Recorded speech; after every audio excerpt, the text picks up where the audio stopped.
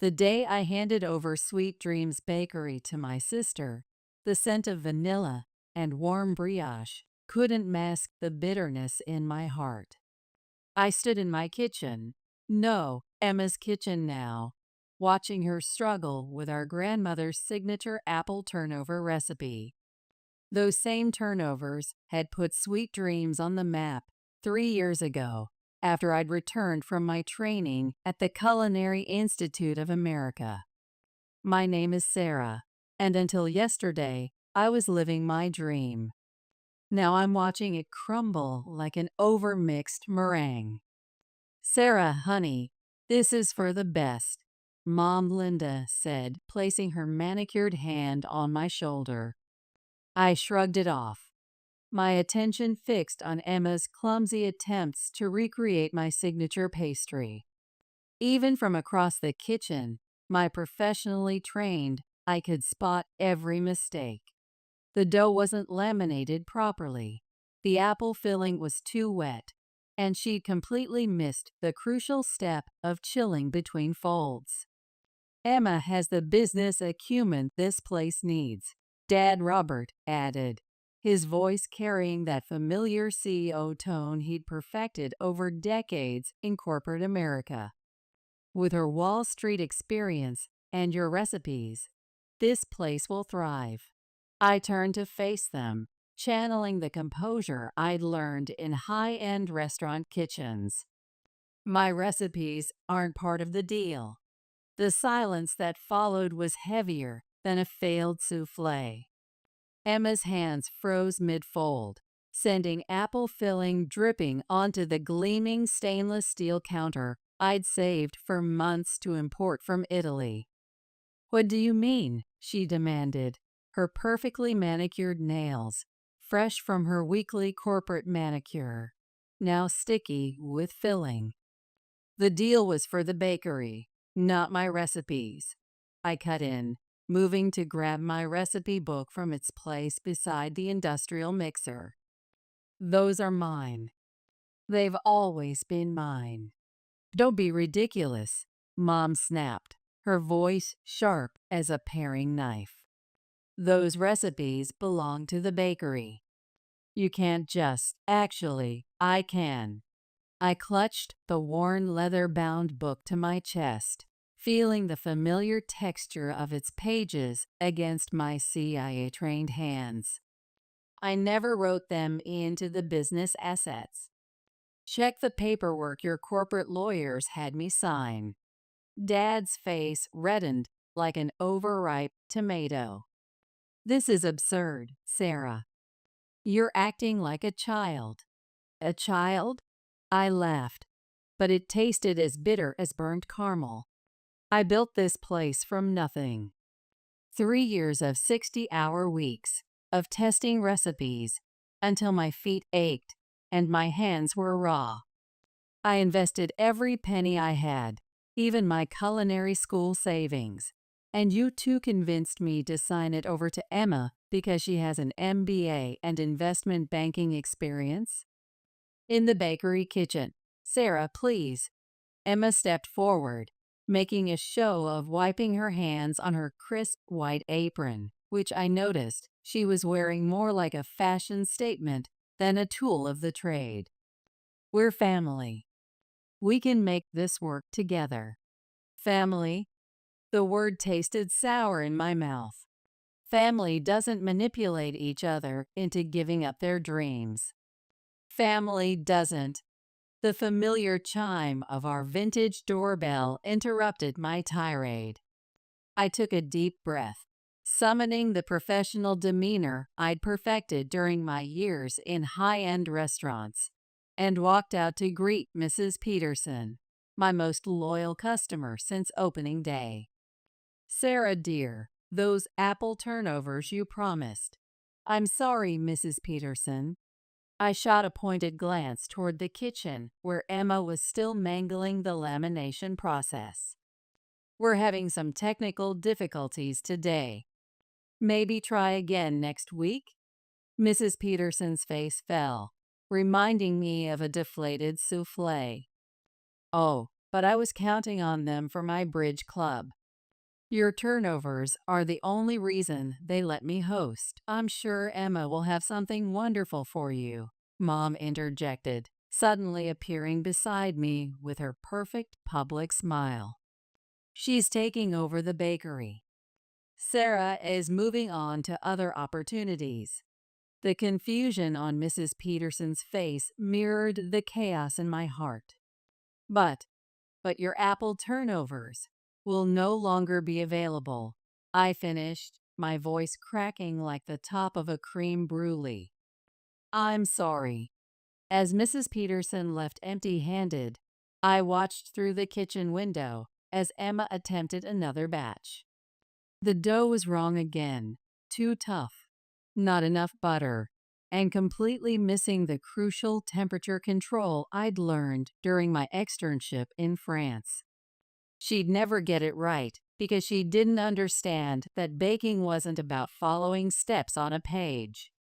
It was about feeling the dough, understanding the chemistry, knowing that the secret was in the precise folding technique and the pinch of nutmeg that only a trained palate would expect.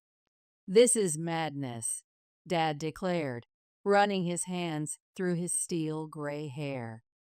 "Sarah, you have to help her. The morning rush starts in less than an hour." I picked up my leather messenger bag from behind the counter, tucked my recipe book, the one Grandma had given me when I got accepted to CIA, safely inside, and headed for the door. "No, Dad, I don't. Not anymore." "Where are you going?" Mom called after me, panic creeping into her usually controlled voice. "Home." "Then maybe I'll call Ashley about that position at her cafe." I paused at the door, taking one last look at my dream. The vintage French display cases I'd restored myself. The hand-painted sign I'd commissioned from a local artist. The warm, honey-toned walls I'd chosen to match the color of perfectly baked bread. "Good luck with the business plan, Emma. I'm sure your MBA and Wall Street experience will help you figure it out." Walking away. As I walked away from Sweet Dreams Bakery, the morning sun warming my face, I heard the distinctive clatter of a baking sheet hitting the floor, followed by Emma's frustrated cry. A small, vindictive part of me, the part that had endured countless hours of corporate strategy lectures from Dad during family dinners, smiled. They wanted the bakery? Fine. But my recipes, my grandmother's legacy, my years of perfecting each technique through culinary school and beyond, those were coming with me. Let them figure out how to run an artisanal bakery with an MBA and a business plan. 2 months later, at Ashley's Cafe. 2 months into working at Ashley's Cafe, I was finally starting to feel like myself again. The morning rush had just ended, and I was wiping down the counter when Ashley emerged from the kitchen, her chef's coat dusted with flour, and her face beaming. "Your lemon squares are officially our best seller," she announced, waving the sales report like a victory flag. "We sold out before noon again." I smiled, but before I could respond, the bell above the door chimed.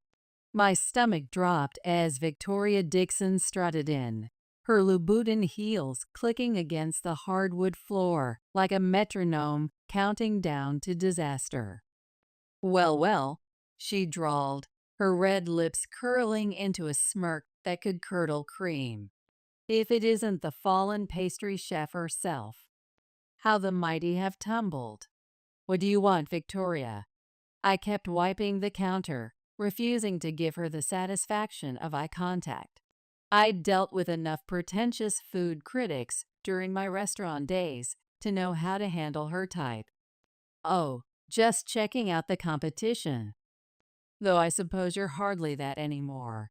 She leaned against the counter, her designer blazer probably worth more than a month's worth of premium vanilla beans. I drove past Sweet Dreams this morning. Quite the change in clientele, or should I say, lack thereof. Ashley stepped forward, her usually sunny disposition clouding over. We're actually quite busy here, Victoria. Unless you're planning to order something.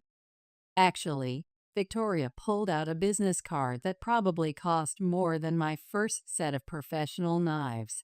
I have a proposition for you, Sarah. Your sister's doing a spectacular job of running that bakery into the ground. I'm offering to buy you out. Your recipes, your techniques, everything. Name your price. At Ashley's Cafe, confrontation.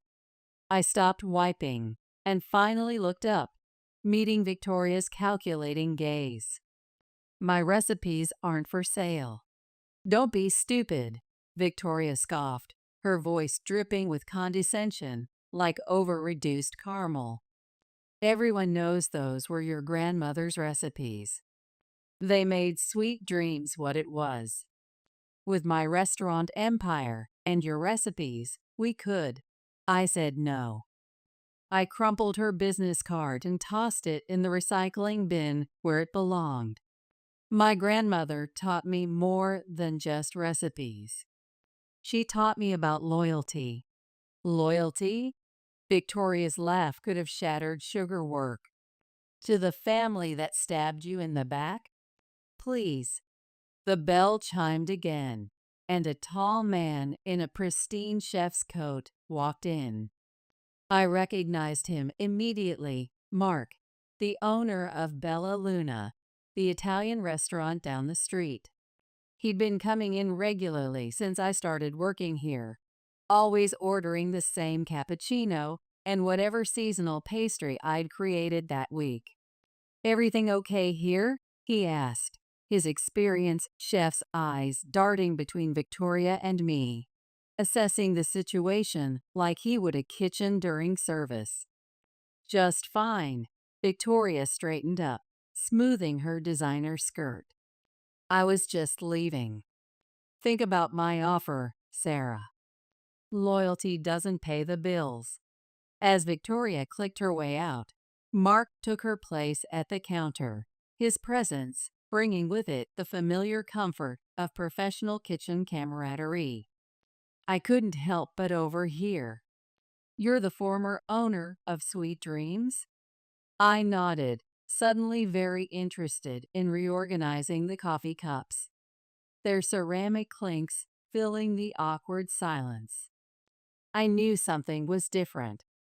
I used to get my morning pastries from Sweet Dreams, but lately, he shook his head, running a hand through his salt and pepper hair.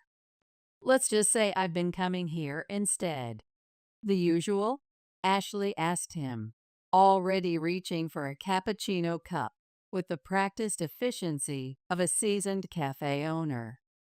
"Actually," Mark cleared his throat, and I detected the subtle shift in his tone that I'd learned to recognize during my years in professional kitchens, the one that meant business was about to mix with pleasure. "I came to talk business.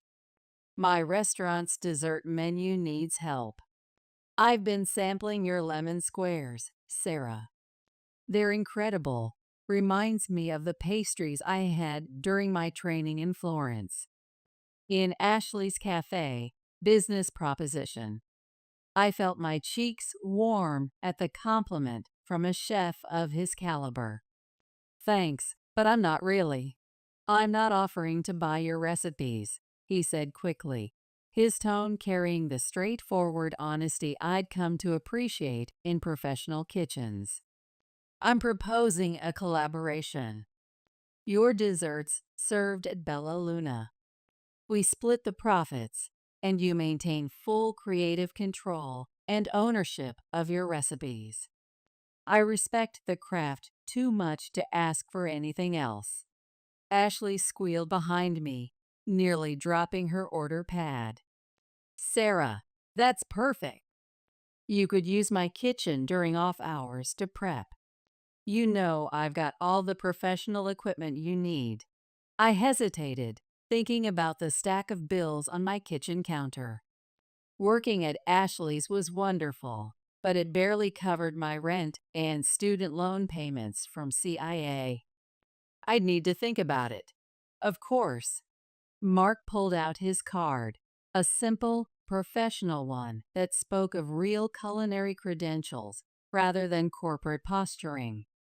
Take your time.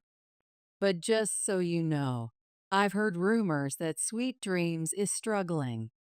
Your sister tried to convince me to keep ordering from them, but he shrugged, chef to chef. It's not the same. After he left, Ashley grabbed my shoulders with flour-dusted hands. Please tell me you're considering this. It's a perfect opportunity to get back on your feet, to prove you're more than just sweet dreams. I don't know, I sighed, watching through the window as my parents' car pulled up outside Sweet Dreams across the street. Part of me feels guilty. They're family, after all. Family who betrayed you, Ashley reminded me gently. Look through the window. I could see Mom and Dad rushing into the bakery, their business attire looking out of place in what used to be my flour-dusted domain. Moments later, raised voices carried across the street. Even from here, I could make out words like disaster and losing money.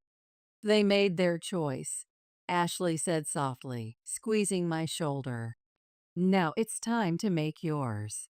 I pulled Mark's card from my apron pocket, running my thumb over the embossed lettering that spoke of real culinary credentials.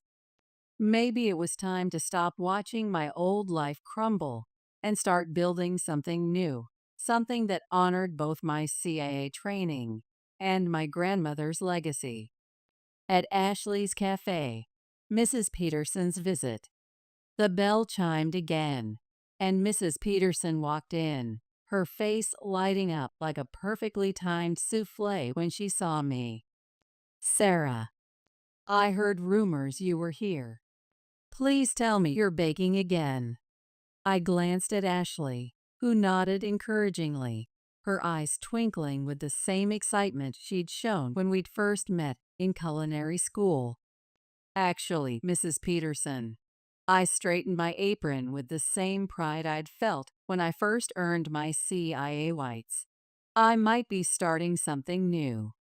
How would you like to be my first taste tester? Reflection. Sometimes the best revenge isn't about watching others fail. It's about refusing to let them stop you from succeeding. 1 month later, restaurant success. Mark's dessert collaboration turned into something bigger than I expected. After just a month of supplying Bella Luna, word spread through the city's culinary community like the aroma of fresh-baked bread. Soon I was juggling orders from 3 different high-end restaurants while still working at Ashley's Cafe. Something had to give. You need your own space, Ashley said one morning, watching me frantically prep another batch of tiramisu for Mark's dinner service. My kitchen's too small for both of us now. You're operating at a level way beyond a cafe kitchen. The bell chimed, and Emma walked in, looking nothing like the confident investment banker who'd taken over my bakery. Dark circles shadowed her eyes, and her usually perfect suit was dusted with flour. Wrong kind of flour, I noted automatically, my CA training kicking in. Can we talk? She asked, her voice barely above a whisper. Please. Ashley squeezed my shoulder and disappeared into the back, leaving us alone with a lingering scent of fresh-baked pastries and unspoken words. Emma slumped onto a bar stool, her MBA perfect posture crumbling like over-baked shortbread. The bank called yesterday, she said, staring at her hands that were now showing the rough signs of kitchen work. We're 3 months behind on payments. I continued whisking my tiramisu filling, putting more force than necessary into the motion. That sounds like a you problem. At Ashley's Cafe, confrontation with Emma. Sarah, please. Emma's voice cracked like a poorly tempered chocolate. I'm drowning here. Just, just give me the apple turnover recipe. That's all I'm asking for.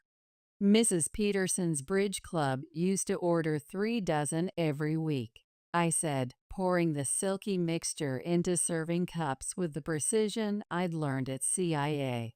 And now they order them from me, through Bella Luna. Emma's face crumpled like a failed puff pastry. Mom and Dad were wrong, okay? Is that what you want to hear? They were wrong about everything. But they're going to lose their retirement savings if the bakery fails. The whisk clattered into the sink. Don't you dare try to guilt me about their retirement, I said, my voice sharp as a chef's knife. They chose this. They chose to back your MBA over my culinary degree. What's going on here? Victoria's voice cut through the tension as she sauntered in. Family reunion? Get out, Victoria! I snapped, my hands instinctively gripping the edge of the prep counter. Now, Victoria smiled, pulling up a seat next to Emma with the calculated grace of a practiced predator. I'm just here as a concerned neighbor. Word on the street is Sweet Dreams is circling the drain. My offer still stands, Sarah, though the price has dropped, considering the circumstances. Emma's head whipped around so fast, I thought she might get whiplash. What offer? Oh, didn't your sister tell you? Victoria's voice dripped with false sweetness, like over-sugared icing. I offered to buy her recipes. Could have saved your little bakery, but she refused. Something about family loyalty. Her laugh sounded like nails on a kitchen slate. You did what? Emma stood up so fast her stool toppled over. You'd sell our family recipes to her, but not help your own sister? They're my recipes. I slammed my hands on the counter, feeling the cool marble beneath my palms. Grandma taught them to me during my summers home from CIA. I spent years perfecting them, studying the chemistry, understanding the techniques. You want to talk about family?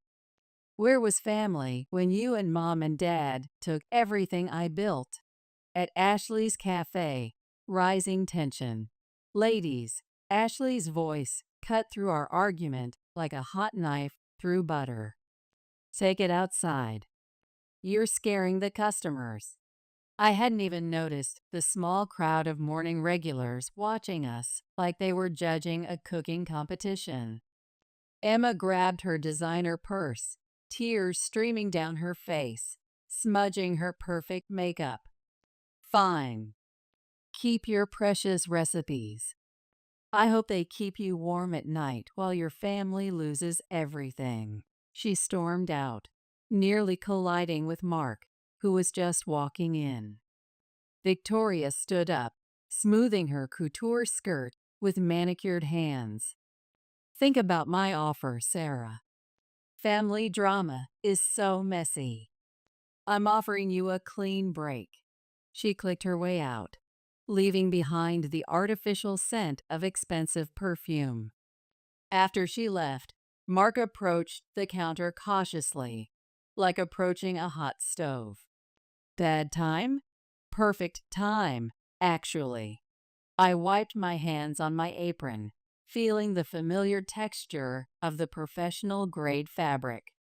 Remember that empty storefront you mentioned, the one 2 doors down from Bella Luna? Is it still available? Mark's face lit up like a perfectly browned meringue. It is. Are you thinking what I think you're thinking? I'm done hiding in other people's kitchens. I pulled out my grandmother's recipe book, its pages worn with love and use. It's time to build something new. Ashley squealed from behind the counter, nearly knocking over a display of freshly baked croissants. I knew it. You're opening your own place. If the numbers work out, I said, already mentally calculating startup costs against my CIA savings. And if you'll help me, Ashley, I'll need someone who knows both the business and the craft. Ashley grinned, flour dusting her cheek. I actually earned my experience in the kitchen instead of just framing it on a wall. Mark pulled out his phone, his chef's efficiency taking over.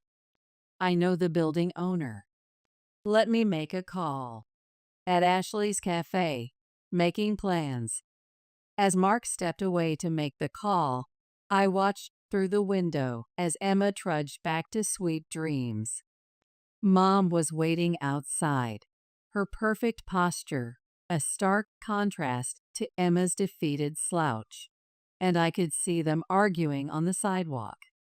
Part of me wanted to run over there to fix everything with a handful of recipes and a hug. But then I remembered the day they took my dream away, how they'd planned it all behind my back over corporate lunches, convinced my CIA training wasn't enough. Good news, Mark returned, grinning like he'd just earned his first Michelin star. The owner's willing to meet tomorrow. Says he's a fan of your tiramisu. Ashley hugged me tight, smelling of vanilla and coffee. This is it, Sarah. Your fresh start. Looking at my reflection in the cafe window, I saw something I hadn't seen since leaving Sweet Dreams. The fire in my eyes that had gotten me through CIA, through professional kitchens, through building my first bakery. Hope rising like perfectly proofed dough. Let's do this, I said, clutching my recipe book, the one that held not just recipes, but years of culinary training and family tradition. Time to show this town what real artisanal baking tastes like. Opening day. Opening day of Second Chances, patisserie arrived with a line stretching around the block. Ashley had worked her social media magic, and Mark had spread the word through his restaurant connections. The aroma of fresh baked viennoiserie wafted through the open door as I arranged the display cases, my hands trembling slightly despite years of professional kitchen experience. They're here for you, Mark said, bringing in another tray of freshly baked croissants, their layers perfectly laminated thanks to the techniques I'd mastered at CIA. Not your family name, not your old bakery. They're here for your craft. The bell chimed as Mrs. Peterson pushed her way to the front of the line. I simply couldn't wait another minute. My bridge club will be thrilled to have your apple turnovers back. No one else understands the importance of proper lamination. First customer gets a free box, I said, packaging up a dozen still warm turnovers, made with the same precision I'd learned in culinary school. First morning rush. The morning rush was everything I dreamed of during those long nights studying at CIA and beyond. Ashley worked the register while I kept the display cases stocked, falling into the familiar rhythm of a professional kitchen. Then the bell chimed again, and my mother's voice cut through the happy chatter like a dull knife. "So this is why you wouldn't help us," she said, standing in the doorway with Dad, both looking out of place in their corporate attire. "You were planning this all along." The customers fell silent. Ashley stepped forward, protective as any chef de cuisine, but I touched her arm. "I've got this," I said, wiping my hands on my professional-grade apron. "Mom, Dad, would you like to order something?" "Order something?" Dad's face reddened like an overcooked lobster. "Your sister is about to lose everything, and you're opening a competing patisserie?" Actually, Mark stepped out from the kitchen, his executive chef presence commanding attention. Sarah's not competing with anyone. She's creating something new, something authentic to her CIA training. Dad's eyes narrowed. And who are you? Mark Zimmerman, executive chef of Bella Luna, he said, and glanced at me, taking my flour-dusted hand. And someone who recognizes true culinary talent. The gesture wasn't lost on my mother. Her eyes widened like overproofed brioche. You're dating him? Is that what this is about? No, Mom. This is about me finally doing what I should have done months ago, standing up for my craft. Your sister's bakery is being foreclosed on next week, Dad said, his voice smaller than I'd ever heard it. Does that mean nothing to you? Before I could respond, Victoria pushed her way into the shop, waving a stack of papers like a particularly aggressive health inspector. Well, isn't this cozy? The prodigal pastry chef's triumphant return. Get out, Victoria, Mark and I said simultaneously, our voices carrying the authority of professional kitchen command. Confrontation at second chances. Oh, I don't think so. Victoria pulled out a stack of papers with the same flourish she probably used to present overpriced menu items. I just bought Sweet Dreams' debt from the bank. The bakery belongs to me now. The room spun like a stand mixer on high speed. You what? Victoria smiled like sweetener masquerading as sugar. Unless you're willing to negotiate your recipes for your sister's freedom? Seems fair, doesn't it? Don't you dare. Mark started, but I squeezed his hand. Let me handle this. I walked around the counter to face Victoria, channeling every ounce of professional confidence I'd gained in culinary school and high-end kitchens. You really want my recipes? Fine. But first, let's see if you can handle them. I grabbed a spare chef's coat from the hook. Right now, you and me, in the kitchen. If you can recreate my apple turnover perfectly, with proper lamination and temperature control, the recipes are yours. Victoria's smile faltered like a fallen souffle. Don't be ridiculous. I'm a businesswoman, not a pastry chef. Exactly. I turned to my parents. That's what none of you ever understood.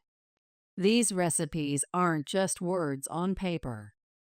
They're years of culinary training, of understanding the chemistry, of knowing exactly when something feels right.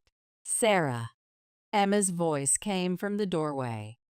She looked exhausted, her investment banker polish completely faded. I'm sorry for everything. The shop was silent as Emma walked to the counter, picked up an apple turnover, and took a bite. Tears welled in her eyes. It's exactly like Grandma used to make, she whispered. The lamination, the balance of spices. Because Grandma taught me more than recipes, I said, feeling the weight of my CA diploma behind my words. She taught me that success isn't about business plans or MBAs. It's about passion, dedication, and proper technique. The confrontation continues. Victoria scoffed, her designer heel tapping against the floor like a metronome, counting down her patience. How touching. But I still own Sweet Dreams' debt. Actually, Mark pulled out his phone. Chef's efficiency in full display. You don't. I just got confirmation from my lawyer. Second Chances LC just bought that debt at a very reasonable price, considering the bakery's current state. Victoria's face turned the color of overcooked macaron shells. You can't. I can. I cut her off with the precision of a sharp pastry knife. And I did. Now, get out of my professional kitchen.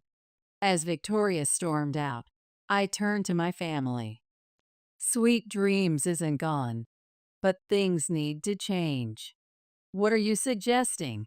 Dad asked, his corporate armor finally cracking. A fresh start for all of us. I looked at Emma.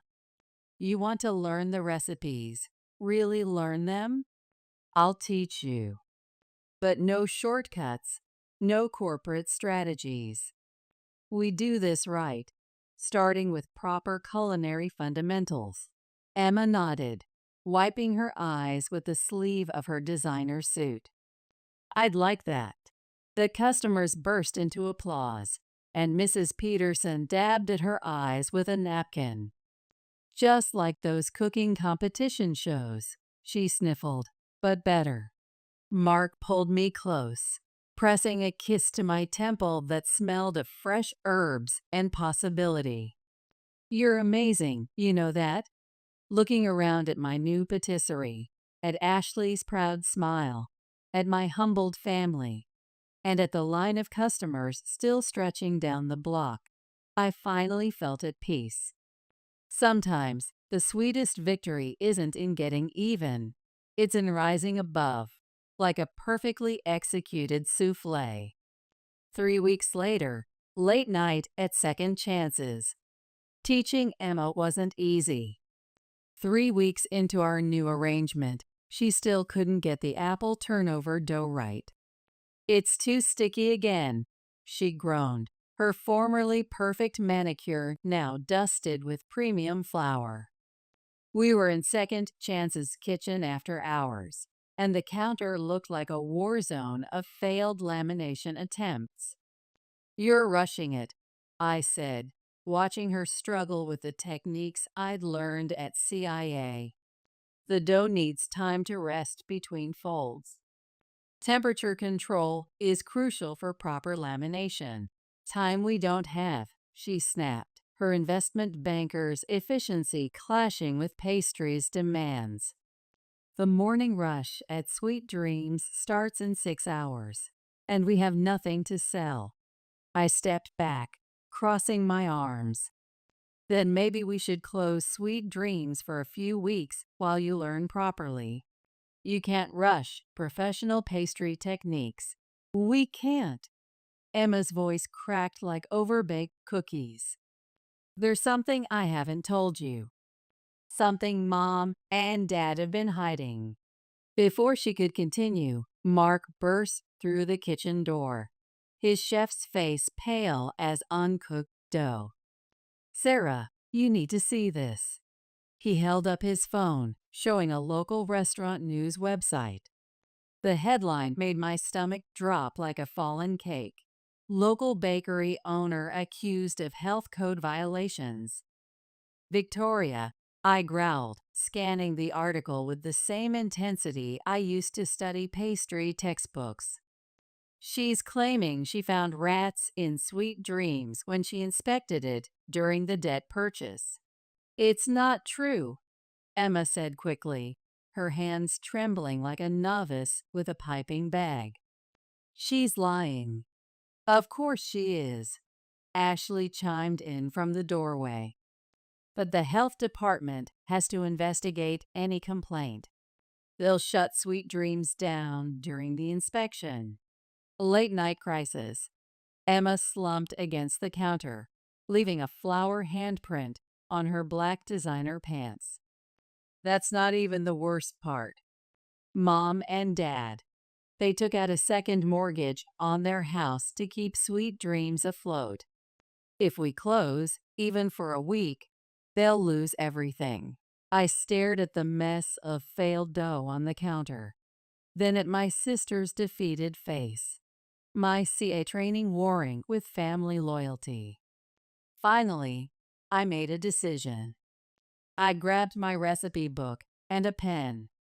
Here, I said, writing quickly with the same precision I used in my production notes. This is the apple turnover recipe. The real one, with all my culinary school modifications. Emma's eyes widened like rising brioche. But you said, I know what I said, But this isn't about teaching you a lesson anymore. I tore out the page. Take it to Sweet Dreams. Make a batch for tomorrow's inspection. Sarah, no, Ashley protested, her cafe owner instincts kicking in. She needs to learn proper technique. And she will, I said firmly, channeling my old chef instructors. But right now, Sweet Dreams needs professional quality product to sell during the health inspection. Perfect product. Emma reached for the recipe with trembling hands, but I held it back. On one condition. You tell Mom and Dad everything. No more secrets. No more hidden debts. We deal with this as a family, with the same honesty we demand in a professional kitchen. Okay, she whispered, taking the recipe like it was spun sugar. But what if I mess it up? I checked my watch, the same one I'd bought myself after graduating CIA. It's only 9 o'clock. I'll come help you make the first batch. We'll do it right, step by step. Mark grabbed his car keys, the same efficiency he showed running his kitchen. I'll drive you both. At Sweet Dreams, late night. When we arrived at Sweet Dreams, Mom and Dad were still there, arguing over paperwork spread across my old prep station.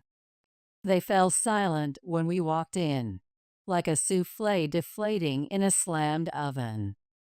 Sarah? Mom looked between us, confusion written across her face. What's going on?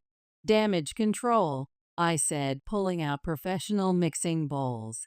At least they hadn't replaced those. Victoria's trying to shut us down with fake health code violations. But first, Emma has something to tell you. As Emma confessed about the mounting debts and Victoria's threats, I started measuring ingredients. The familiar motions calmed me, even in this kitchen that wasn't mine anymore. Why didn't you tell us how bad it was? Dad asked, his CEO voice reduced to a whisper. Why didn't you tell me about the second mortgage? Emma shot back, her Wall Street confidence crumbling. Because we were all too proud to admit we were wrong, I said, cutting cold butter into flour with practiced precision. But that stops now. Mom, start cleaning everything to professional standards. Dad, call your friend at the health department. Warn them about Victoria's false claims. Emma, watch what I'm doing. Really watch. For the next 2 hours, we worked together like a well-run kitchen brigade. I showed Emma the subtle signs of perfect dough, the exact way to fold for proper lamination, the precise temperature needed for that signature flake.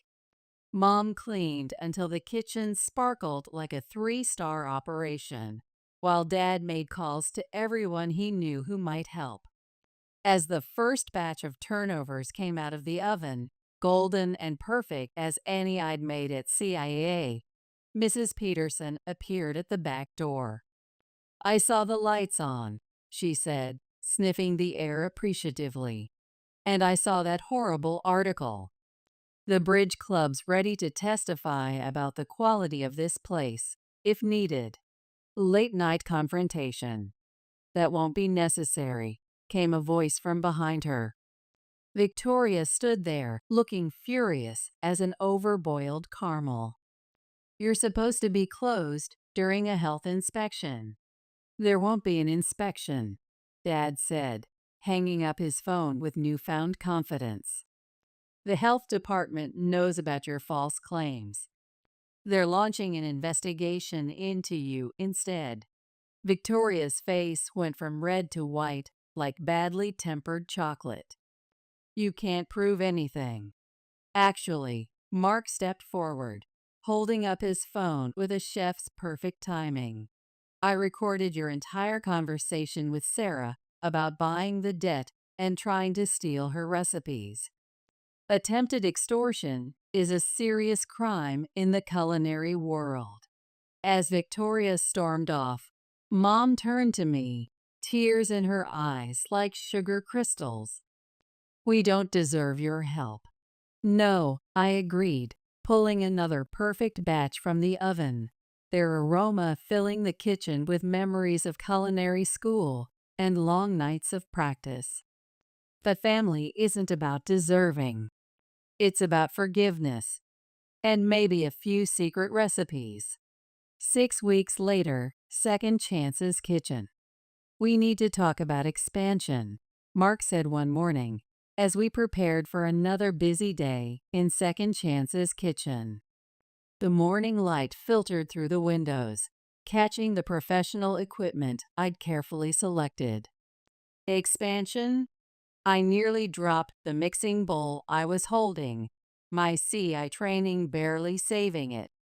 "We've barely been open 3 months, and we're already turning people away." Ashley chimed in, waving her tablet with entrepreneurial excitement. "Plus, the food critic from the city paper is coming next week. If they give us a good review."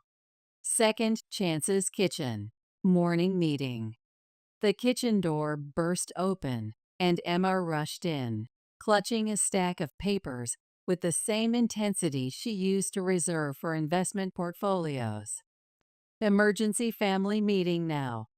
"I'll handle the front," Ashley said, squeezing my shoulder as she left, the scent of fresh-baked brioche trailing behind her. Emma spread the papers across the prep table, her hands now showing the calluses of real kitchen work. "Remember that investment company that approached Sweet Dreams last year, the one I turned down because I thought my MBA could handle everything?" I nodded, scanning the documents with the same attention I'd give a complex recipe. My heart stopped when I saw the numbers. "They're back," Emma continued, her voice carrying the excitement of a perfect bake. "But they're not interested in Sweet Dreams anymore. They want to franchise Second Chances." Mark whistled low, like steam escaping a pressure cooker. "That's a lot of zeros." "They want to open 5 locations across the city," Emma explained, her business acumen finally finding its proper place. "Using your recipes, your techniques, everything. But here's the key. They want you to maintain complete creative control. I'd handle the business side, reporting to you." I stared at my sister. "You'd work for me?" "With you," she corrected, smile lines replacing her old stress wrinkles. "Look, I've learned a lot these past weeks. I'm good at business strategy, marketing, numbers, but you're the heart of this operation. We could be an amazing team if we actually work together instead of against each other." The kitchen door opened again, and Mom appeared, her face tight with worry. "Your father's having chest pains." Second Chance's kitchen. Family crisis. Everything stopped. "What? Is he okay?" "We're on our way to the doctor now," Mom said quickly, her perfectly manicured nails gripping the doorframe. But the stress of almost losing the house, the bakery drama, it's taking its toll. After they left, I slumped against the counter, the cool stainless steel grounding me like my first day in culinary school. I thought things were getting better. "They are," Emma insisted, her voice carrying the same confidence she used to save for boardroom presentations. "Sweet Dreams is stable now that we're working together, but Mom and Dad aren't getting any younger. This franchise deal, it could set them up for retirement, set all of us up." Mark picked up the contract, his experienced chef's eyes scanning the details. "It's a solid offer, Sarah, but it's your decision." "What if it all falls apart again?" I whispered, the fear of failure as sharp as a new knife. "Then we'll handle it together," Emma said, flour dusting her once pristine blazer. No more secrets, remember? The kitchen door swung open once more, and Mrs. Peterson hobbled in, looking distraught. The bridge club is being evicted, she announced. The community center is being sold. Where will we play? Where will we eat your turnovers? I looked at the contract, then at Mrs. Peterson, and suddenly everything clicked like perfectly tempered chocolate. What if we didn't just franchise? I said slowly. What if we transformed Sweet Dreams into something new? A cafe-style community space with meeting rooms upstairs. Emma's eyes lit up like a perfectly timed oven light. The investment could cover the renovation costs. We could keep the original location's character, but make it more versatile. And Second Chances could supply all the baked goods. Planning the future. It's perfect, Mark added, his chef's mind already planning kitchen layouts. Mrs. Peterson clapped her hands with delight. Oh, we could have proper tea service for the bridge club. I picked up a pen, but hesitated. Emma, are you sure about this? Working together. For real this time? More sure than I was about that MBA, she smiled, dusting flour from her suit. Besides, someone needs to keep you from working yourself to death. Those 3 o'clock baking sessions aren't healthy. Speaking of health, Mark interjected, his voice gentle as folded cream. Let's go check on Dad at the hospital.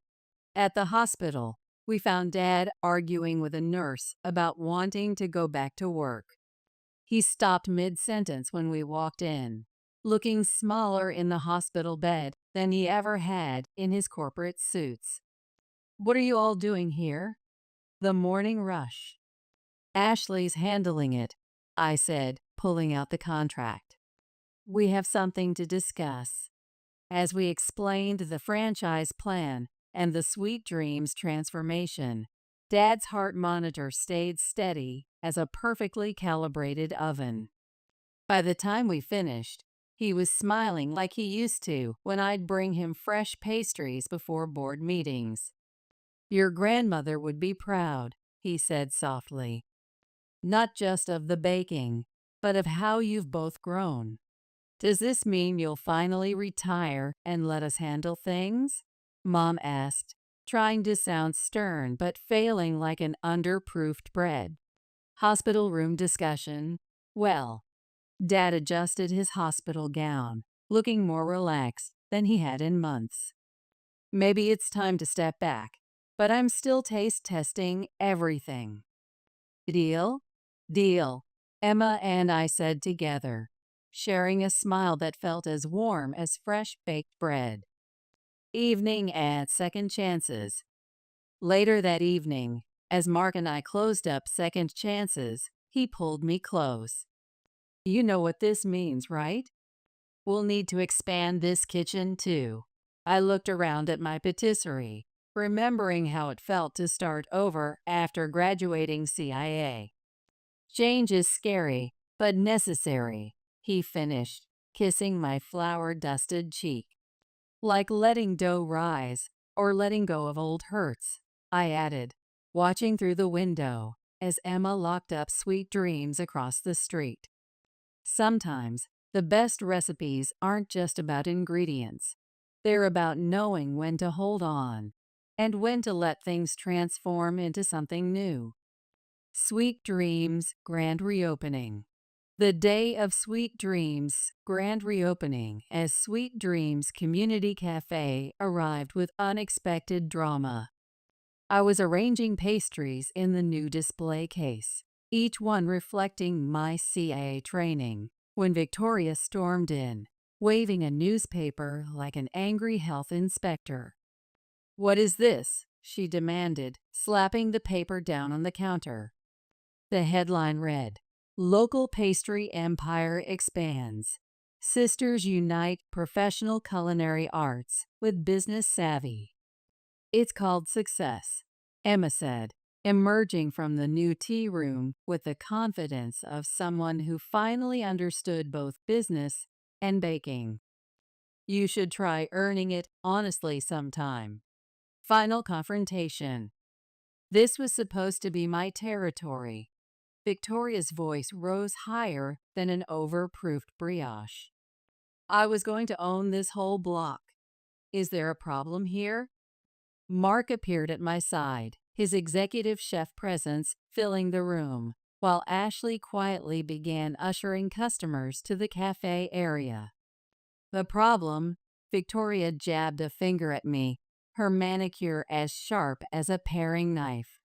Is that you're all going to regret this.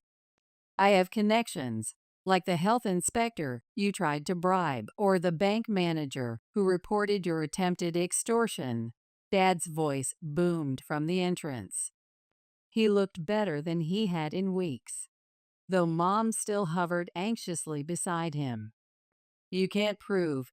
Actually, a man in a suit stepped forward from the growing crowd of customers. We can. I'm Detective Roberts. We've been investigating complaints about your business practices for months. I watched as Victoria's carefully maintained facade crumbled like an overbaked macaron. This isn't fair. I worked for years to steal other people's hard work? I interrupted, channeling every stern chef instructor I'd ever had. To destroy family businesses? Speaking of business, Emma added, pulling out her tablet with professional precision, you might want to check your stock prices. It seems your investors aren't too happy about the police investigation. Victoria's phone buzzed as she checked it. Her eyes widened in horror, like a pastry chef watching their souffle collapse. Without another word, she turned and fled, nearly knocking over Mrs. Peterson, who was entering with her bridge club. Sweet Dreams Community Cafe, opening day. Oh my, Mrs. Peterson clutched her chest dramatically. Was that dreadful woman causing trouble again? Not anymore. Detective Roberts smiled, tipping his hat before following Victoria out. Well then, Mom clapped her hands, looking more relaxed than she had in months. Shall we get this reopening started properly? The new cafe was everything we'd hoped for.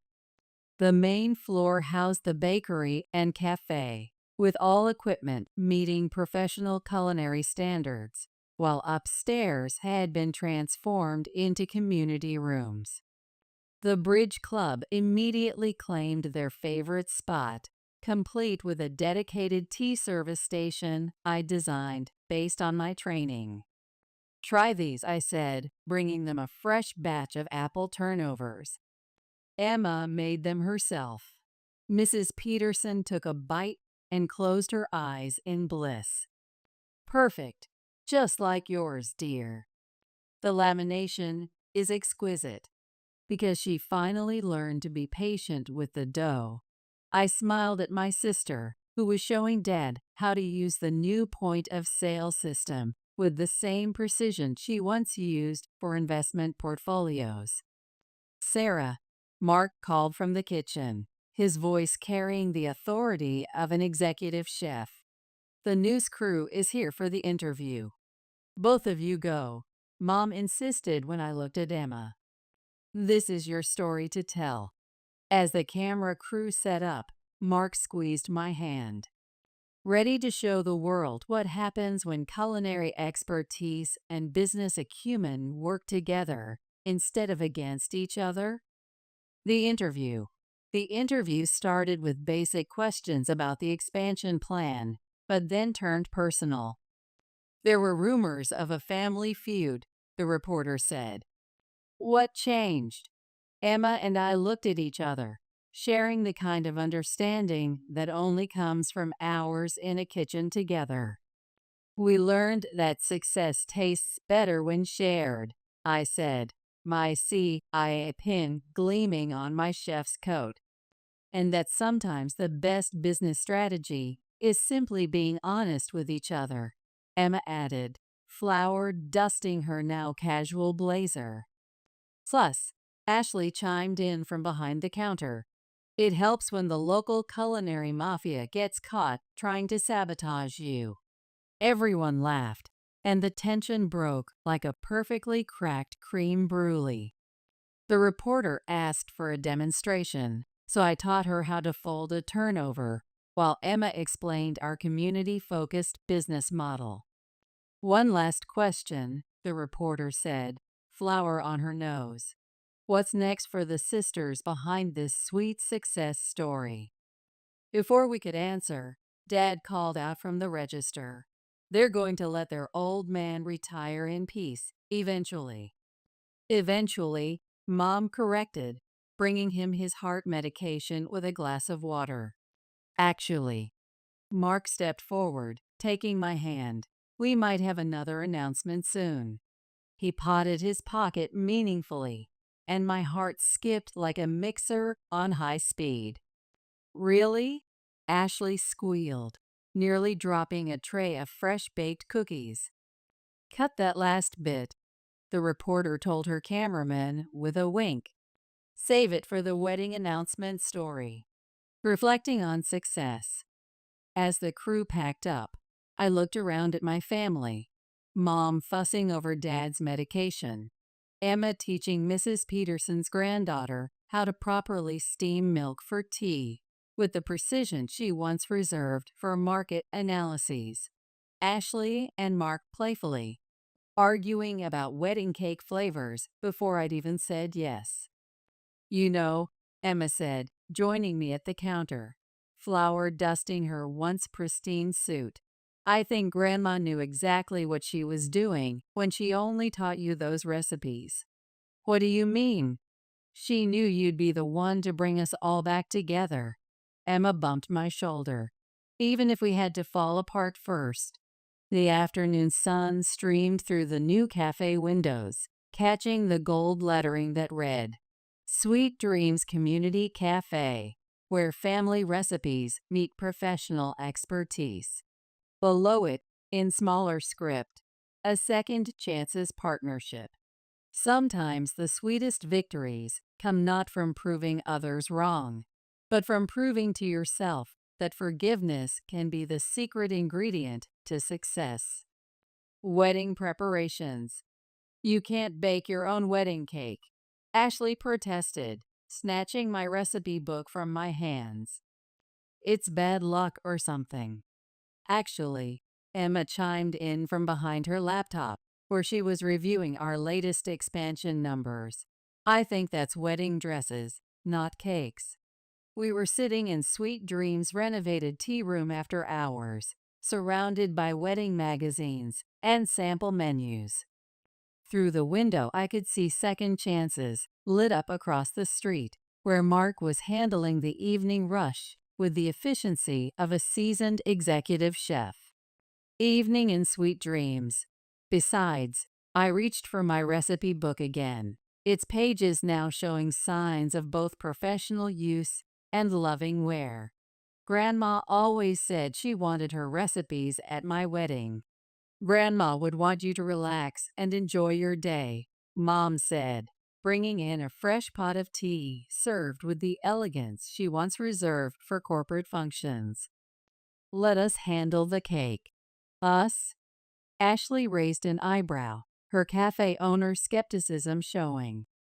Well, Emma closed her laptop, her eyes showing the same determination she once brought to Wall Street. I have been practicing with my CIA-trained sister and with Sarah's recipes. No. I stood up, grabbing my professional apron. I'm going to show you something. I led them into the kitchen and pulled out a worn envelope from behind the spice rack. Inside was a yellowed piece of paper covered in our grandmother's handwriting. What's this? Mom asked, adjusting her reading glasses. Grandma's wedding cake recipe. Her actual wedding cake recipe, not the one she gave out at church bake sales. I smoothed the paper on the counter, handling it with the same care I'd learned to use with delicate pastry. I found it last week while organizing her old recipe box. Mom's hands trembled as she touched the paper. I remember this cake from their 50th anniversary. Look at the note at the bottom. I pointed to the faded ink where our grandmother had written, "For my Sarah to share when she finds someone who appreciates her craft as much as her grandfather appreciated mine. And for Emma when she learns that true success comes from the heart, not just the head." She knew, Emma whispered, her MBA confidence softening. Even back then, she knew we'd need to learn these lessons. Late night baking. So, I pulled out my professional mixing bowls, the ones I'd brought from CIA. Want to learn Grandma's last recipe together. For the next few hours, we worked as a team. Emma measured ingredients with the same precision she once used for financial analyses, while Ashley documented everything with her cafe manager's attention to detail. Mom shared stories about Grandma, filling the kitchen with laughter and happy tears. The bell chimed from the cafe, and Mark walked in with Dad. "Something smells amazing," Dad said, then stopped short when he saw the recipe. "Is that Grandma's wedding cake?" Mom smiled, wiping flour from her cheek. "The real one." Mark wrapped his arms around me from behind, resting his chin on my shoulder to read the recipe. His chef's whites brushed against my apron. "Your grandmother sounds like she was quite the culinary pioneer." "She was," Dad said softly. "And she'd be proud of all of this. Not just the bakeries, but how you girls have grown." The timer dinged, and we gathered around the oven as I pulled out the first layer. The rich vanilla and almond scent filled the kitchen, the same scent that had first inspired me to attend CIA. "It's perfect," Mom breathed, her eyes misting. "Almost," I said, reaching for the frosting bowl I'd prepared using professional pastry techniques. "Emma, want to do the honors?" My sister's eyes widened. "Me? But it's your wedding cake. And you're my sister," I smiled. "Plus you've got the steadier hands today, thanks to all our practice sessions." The final touches. As Emma carefully frosted the layers with techniques I'd taught her, Mrs. Peterson appeared at the kitchen door. "I thought I smelled something familiar," she said, sniffing the air appreciatively. "Your grandmother used to make this for very special occasions. Would you like to be our taste tester?" I offered. One last time, for old time's sake. Mrs. Peterson took a small bite of the sample slice and closed her eyes, transported back in time. "Oh my, it's exactly as I remember. The texture, the balance. Your grandmother always said this recipe had a secret ingredient," Ashley guessed. "Love?" "No," Mrs. Peterson laughed. "Patience, the patience to learn proper technique, to wait for things to develop as they should." Mark squeezed my hand. "Like waiting for your sister to learn the true value of culinary training, or waiting for the right moment to start over, or waiting for someone who understands that success isn't just about business," I added, while watching Emma put the finishing touches on the cake with newfound skill. "It's about building something meaningful together," Emma said, stepping back to admire her work with a professional's eye. The finished cake stood proudly on the counter, a testament to everything we'd been through. Not just a wedding cake, but a symbol of healing, of family coming together, of lessons learned and skills mastered. To Grandma, Dad raised his teacup. Who knew exactly what she was doing when she passed these recipes down? To second chances, Emma smiled. her hands now as confident with pastry cream as they once were with spreadsheets. To love, Mark kissed my flour-dusted cheek. To all of it, I said, looking around at my family. The one I was born into, and the one I'd chosen, gathered in this kitchen that had seen both heartbreak and healing.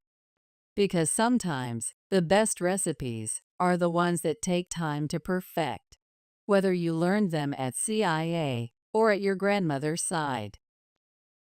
A woman isn't complete until she's had a child. That's why my wife is only half a person. At a family gathering, my husband Lucas, clearly intoxicated, started belittling me loudly. His cruel words were directed at me, who couldn't have children and had adopted, and I had lost every bit of affection for him. He wasn't just targeting me, he was also making life miserable for our son, Noah. I couldn't allow this man's tyranny to continue any longer. I resolved to reveal a certain fact I had kept hidden to bring Lucas to justice. My name is Olivia. I married Lucas, my college classmate, while we were students, and now I'm a housewife. Lucas works at his father's small company. Therefore, I often interact with my parents-in-law, Alexander and Isabella. Since our marriage, they have persistently nagged us. Olivia, when will we see our grandchild? We're looking forward to the future heir of our company. It should be a boy first. Their constant badgering about children was overwhelming. Although I wanted children someday, Lucas often went out drinking to relieve work stress. He frequently came home just to sleep, sometimes not returning until morning. Our sex life was practically non-existent, so no matter how much my in-laws pressured us, we couldn't have children. Lucas, Alexander, and Isabella keep asking about an heir. Can't you spend more time with me? Don't worry about them. I'll handle it. I'm too busy with work to think about anything else. Whenever I tried to discuss it with him, he brushed it off, making it impossible to resolve anything. One day, during lunch with my visiting in-laws, the topic of an heir came up again. You two really need to think seriously about having children. Actually, could you not talk about it? We haven't mentioned this, but the reason we don't have children is because of Olivia's health issues. I was stunned by his unexpected words. What do you mean by that? I told you I'd handle it. The reason we didn't have children was because Lucas was never home due to his constant partying. I couldn't believe he was blatantly lying to our in-laws, blaming me for our childlessness. Is that so? You should have told us earlier. Despite my feelings, the conversation continued. Even though Lucas's story was fabricated, it might stop the constant badgering about children. Despite my anger, I remained silent. Still, an heir is necessary. How about adopting a child? Alexander's surprising suggestion caught me off guard. I had considered adoption. Even when I suggested trying for a baby, Lucas always avoided the tests and anything inconvenient. Given his behavior, having a child naturally seemed impossible. Even for a small company, Lucas was the next president, and an heir was necessary. So, the idea of adoption didn't seem so bad. More than that, I also wanted a child, even if we weren't related by blood. Ever since I was young, I loved children, and I always dreamed of showering my own child with love. Encouraged by Alexander and others, Lucas became enthusiastic about the idea, and with my agreement, we decided to adopt a child through the foster care system.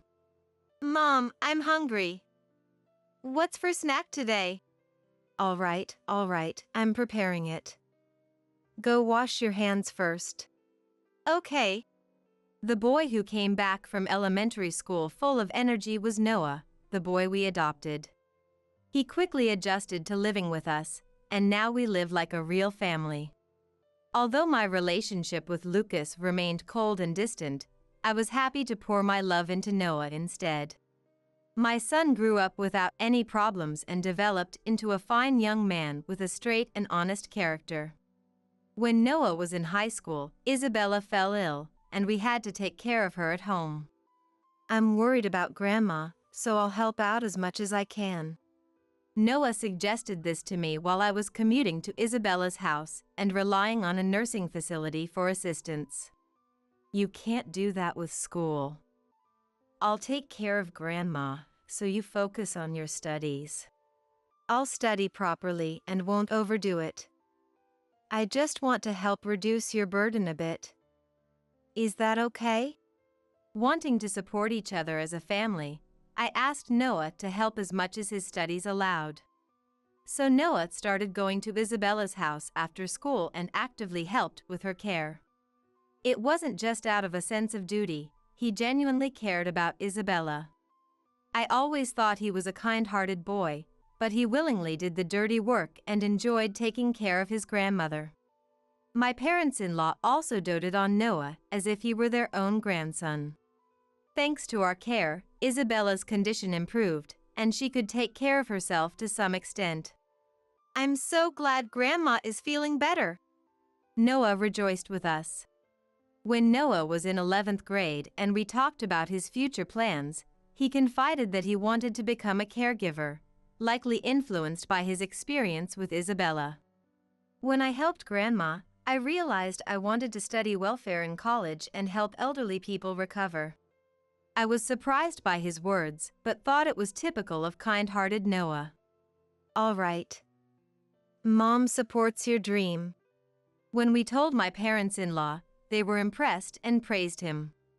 However, there was one person who opposed Noah's career choice.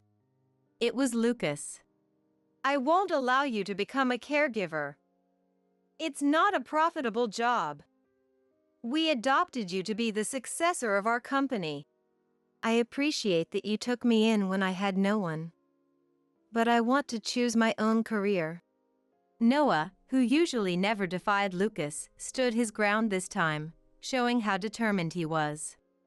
Do whatever you want. I'm not paying for your tuition. Unhappy that things didn't go his way, the relationship between Lucas and Noah became strained. Lucas refused to provide any financial support for Noah's plan to attend a welfare-oriented university. When we were at a loss, wondering what to do, my parents-in-law offered their help. It's our precious grandchild's future at stake, so please let us support him. And what about Lucas? He barely helped with raising the kids or caring for us, just talks big. I'm ashamed to call him my son. Both of them seemed utterly exasperated with their son's attitude.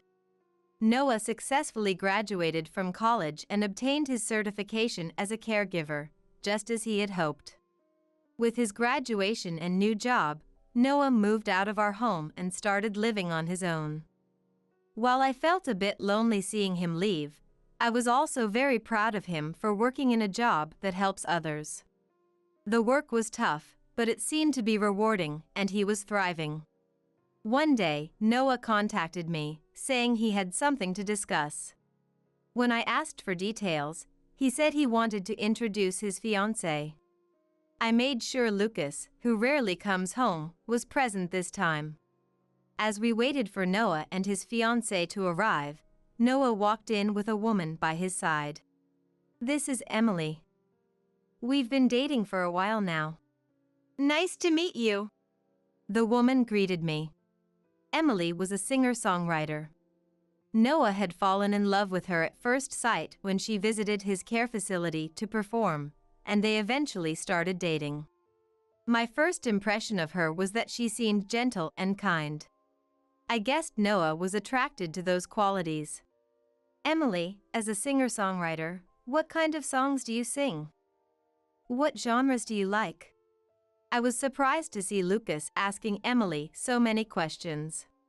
Lucas, who usually doesn't talk much, seemed unusually chatty. Despite my curiosity, the conversation flowed smoothly, and Noah mentioned they were considering marriage. Lucas and I had no objections and gave them our blessings. A few months later, they got married and held a wedding ceremony. Naturally, my parents-in-law attended and were genuinely happy for their grandson. "You married well." "That's my son." Lucas and Noah had been on bad terms since Noah's high school days, but on the wedding day, Lucas praised Noah. Perhaps age had mellowed him out a bit. After the wedding, Noah and Emily decided to live with us temporarily to save up for their own home. I was happy to have him back home, and Emily didn't seem to mind living with us, which was rare for young people these days. About 3 months after the wedding, Emily's pregnancy was discovered. Knowing it was her first pregnancy and that she might be anxious, I tried to support her by accompanying her to the hospital and such. Unlike you, Emily is capable of having children. One day, Lucas, who had come home drunk, insulted me. I usually ignored his verbal abuse to avoid arguments, but this time I couldn't let it slide. "What do you mean by that? You've been blaming me in front of Alexander and others, but isn't it because you stopped coming home? If you were more attractive as a woman, I would have come home. It's your fault," I retorted, but Lucas didn't change his stance, insisting it was my fault. "You really can't do anything right. You should learn from Emily." He continued to insult me and praise Emily more and more frequently. Strangely enough, I often saw Lucas visiting Emily's room. I confronted him, saying it was inappropriate to visit his daughter-in-law's room so often, lacking any sense of delicacy. He brazenly retorted that it was only natural for a father-in-law to care for his pregnant daughter-in-law.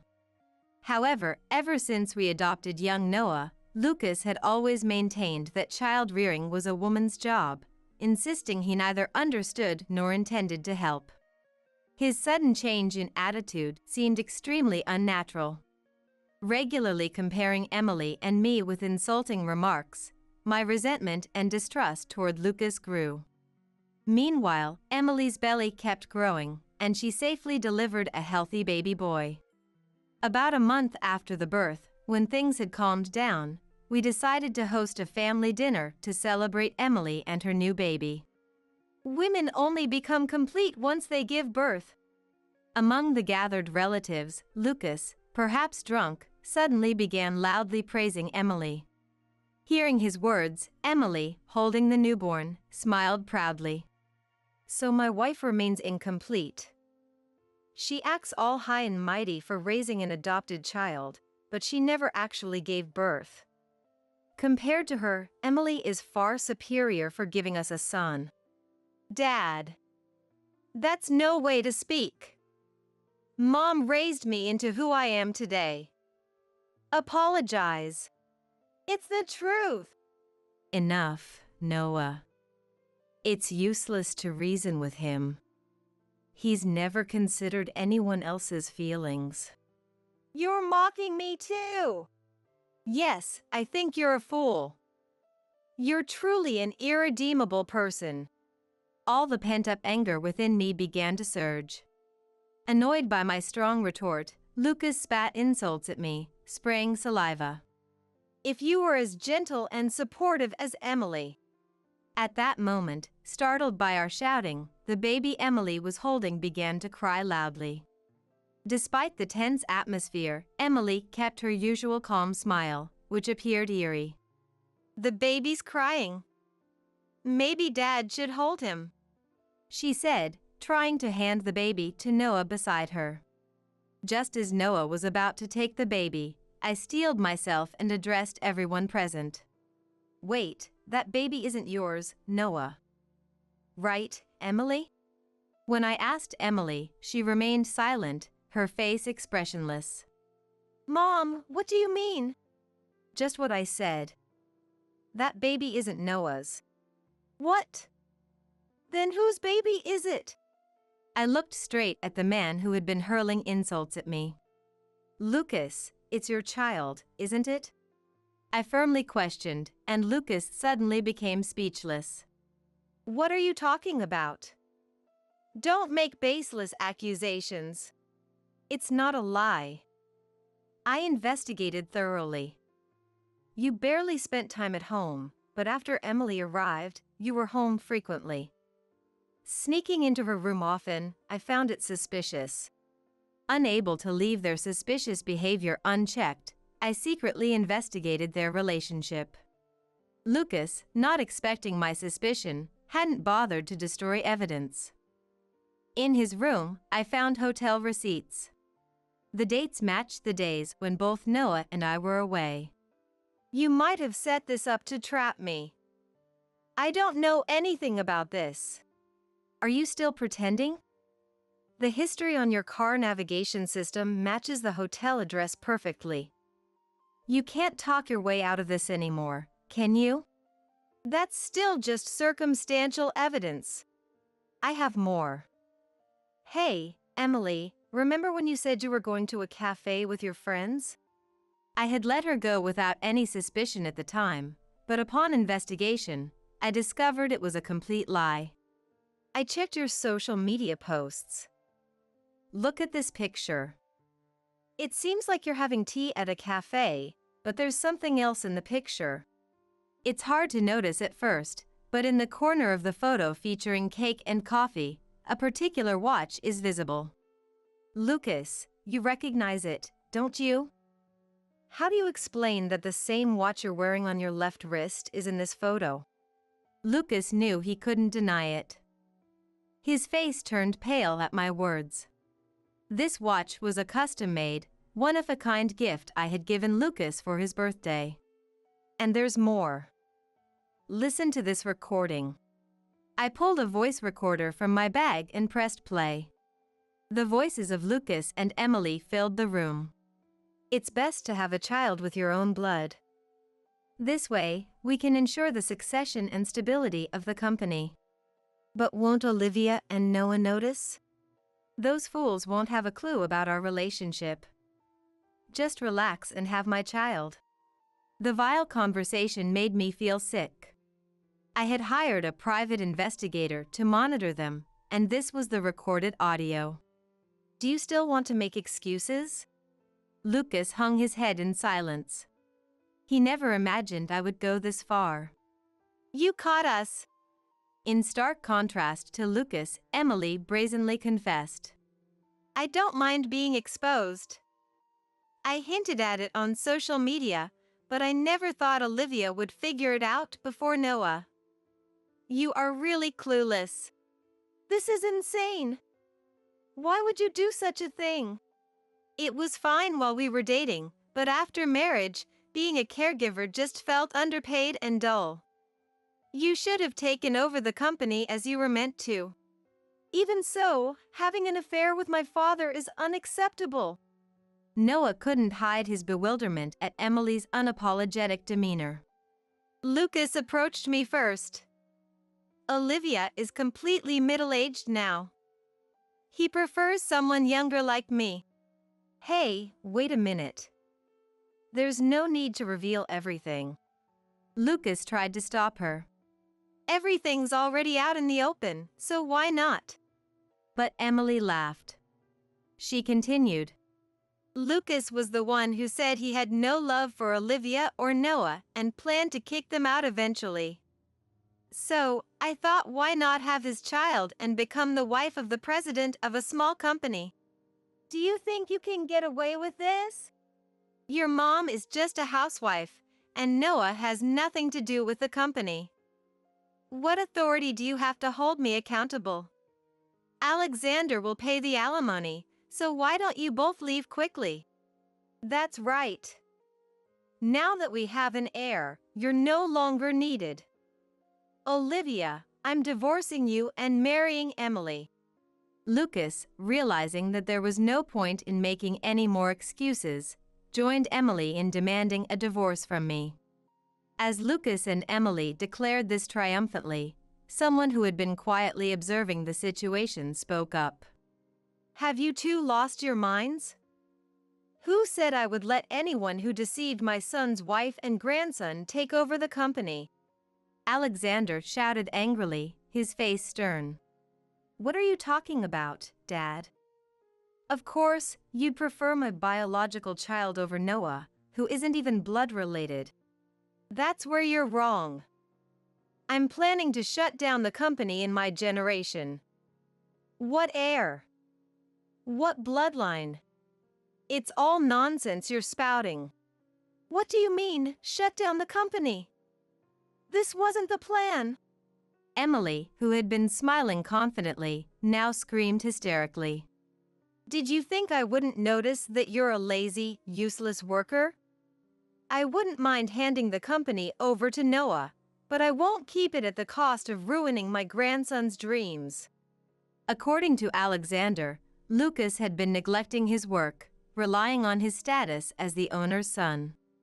Seeing this attitude, he had decided to close the company during his tenure. How could you make such a decision without telling me? That's so heartless. What are you saying? If you had worked diligently and cared for your family, this wouldn't have happened. It's all your own doing. Severely reprimanded by Alexander, Lucas fell silent, unable to say anything more. Emily, too, was in shock, unable to believe how things had turned out. They both left the scene hastily, unable to bear the cold stares from the other relatives. Later, all of Lucas's schemes were exposed, leading to his dismissal from the company. Of course, I kicked both Lucas and Emily out of our house, but they never apologized to us, not even once. I heard from others that Lucas struggled to find a new job because he lacked significant work experience or qualifications, and he ended up doing temporary labor. Their 2 children were left with Emily's parents, while Emily herself took up night work. It's said that the relationship between Lucas and Emily has become strained, and divorce seems imminent. Even after divorcing Lucas, I maintained a relationship with my in-laws. They apologized for pressuring me to have an heir during that ordeal. But thanks to that, Noah became my wonderful son, so it worked out well in the end. When I said this cheerfully, they nodded with tears in their eyes, agreeing wholeheartedly. I thought Noah would be down for a while after that incident, but he's a strong kid, so I'm not too worried. One day, he'll find someone he can truly trust. There may be no blood ties between me, my in-laws, and Noah. But we are family, and will continue to support each other. I have Warren's baby in my belly. 3 months before the wedding, my sister Zoe, who was being held by my fiancé, makes a terrifying confession. I look up at the sky, feeling a sense of inevitability. After all, my sister Zoe is a homewrecker who always wants what others have and doesn't hesitate to take it. In my family, it's been decided that Zoe and Warren would get married, and I have no choice but to accept it. My entire family is so crazy, it's driving me insane. I am Valerie. I'm a 30-year-old jogging enthusiast and a sports instructor. I've loved exercising since I was a child, and I feel that my current job, teaching what I love, is my calling. Before work or on my days off, I always jog along the levee, so my skin is tanned year-round. I prioritize comfort over fashion, tying my hair in a ponytail and wearing only a ring on my left finger. The ring was given to me by my fiancé Warren when he proposed last month. Warren, who is the same age as me, was a high school classmate, and we reconnected after becoming adults. His parents run a well-known local company, and Warren is their successor. People around me envy that I'm marrying into money, but for an ordinary person like me, it's just pressure. However, when I first met his parents at a family meeting, they were very kind and genuinely happy that I would become Warren's wife. I was relieved to have such good people as relatives. Now, we were going to have a family meeting at my parents' house. Valerie, your fiancé will be coming, and Zoe will be joining us too. What? The day before the family meeting, while helping my mom clean the house, she drops this bombshell. Wasn't Zoe supposed to be at work? She took the day off because she wanted to meet your fiancé. She really loves you, Valerie. Ha ha ha. I could only manage a strained smile at my mom's clueless words. Zoe is 3 years younger than me. She is the person I find the most difficult to deal with in this world. Unlike me, Zoe is stylish and charming. But her personality is the problem. Zoe has always wanted what others have since she was a child. I, being the closest target, bore the brunt of this. Since she was about 3, Zoe has always wanted my things. Whenever I got new clothes or toys, she'd cry, saying she wanted them too. My parents would say, "You're the big sister, so you should let Zoe have it." And they would give my things to her. I would get secondhand or just suitable replacements. Even the pencil case and study desk I got for school were taken by her, who had just started kindergarten. The backpack didn't become hers because I was told there would be cuter ones in 3 years, but she was given a cute kids brand bag instead. She seems to enjoy the chase. Once she gets what she wants, she loses interest quickly. My parents, looking troubled, would say, "We just bought that." But they never scolded her. I did my homework at the table, turning my back on the unused study desk. Her habit of taking what she wanted extended to kindergarten and school. Even when called in for trouble, my parents always took her side. Eventually, she started taking boys from other girls. By the time she was in middle school, she was known among the girls as a homewrecker. Some girls confronted her, but many boys sided with her, and most girls gave up. Even as her sister, I can see that Zoe is a kind of genius. She is a master at creating villains and timing her tears perfectly.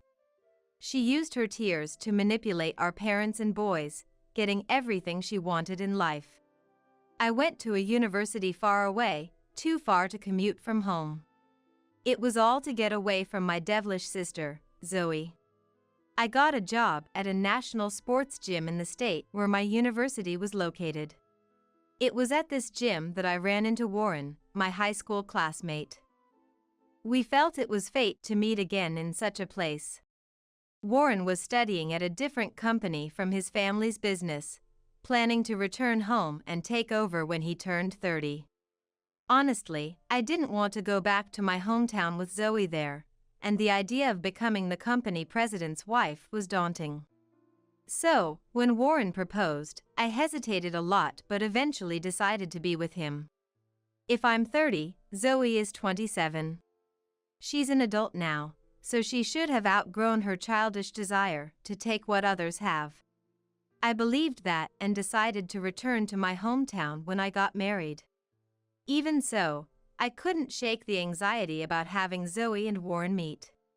And then, on the day of the family meeting, Valerie. Zoe. Zoe, with her long, beautiful black hair and white dress flowing, hugged me tightly. I hadn't seen her much since I graduated from high school, and I was taken aback by her unchanged, girlish charm and sweet scent. "Oh, Valerie. If you had a boyfriend, you should have introduced him to me sooner." "Sorry." "Valerie's boyfriend, nice to meet you, I'm her sister Zoe." "Oh, I'm Warren. I'm so happy to have a big brother for the first time." "Nice to meet you, Warren." I heard Warren swallow nervously as Zoe smiled softly. It was stupid of me to introduce them.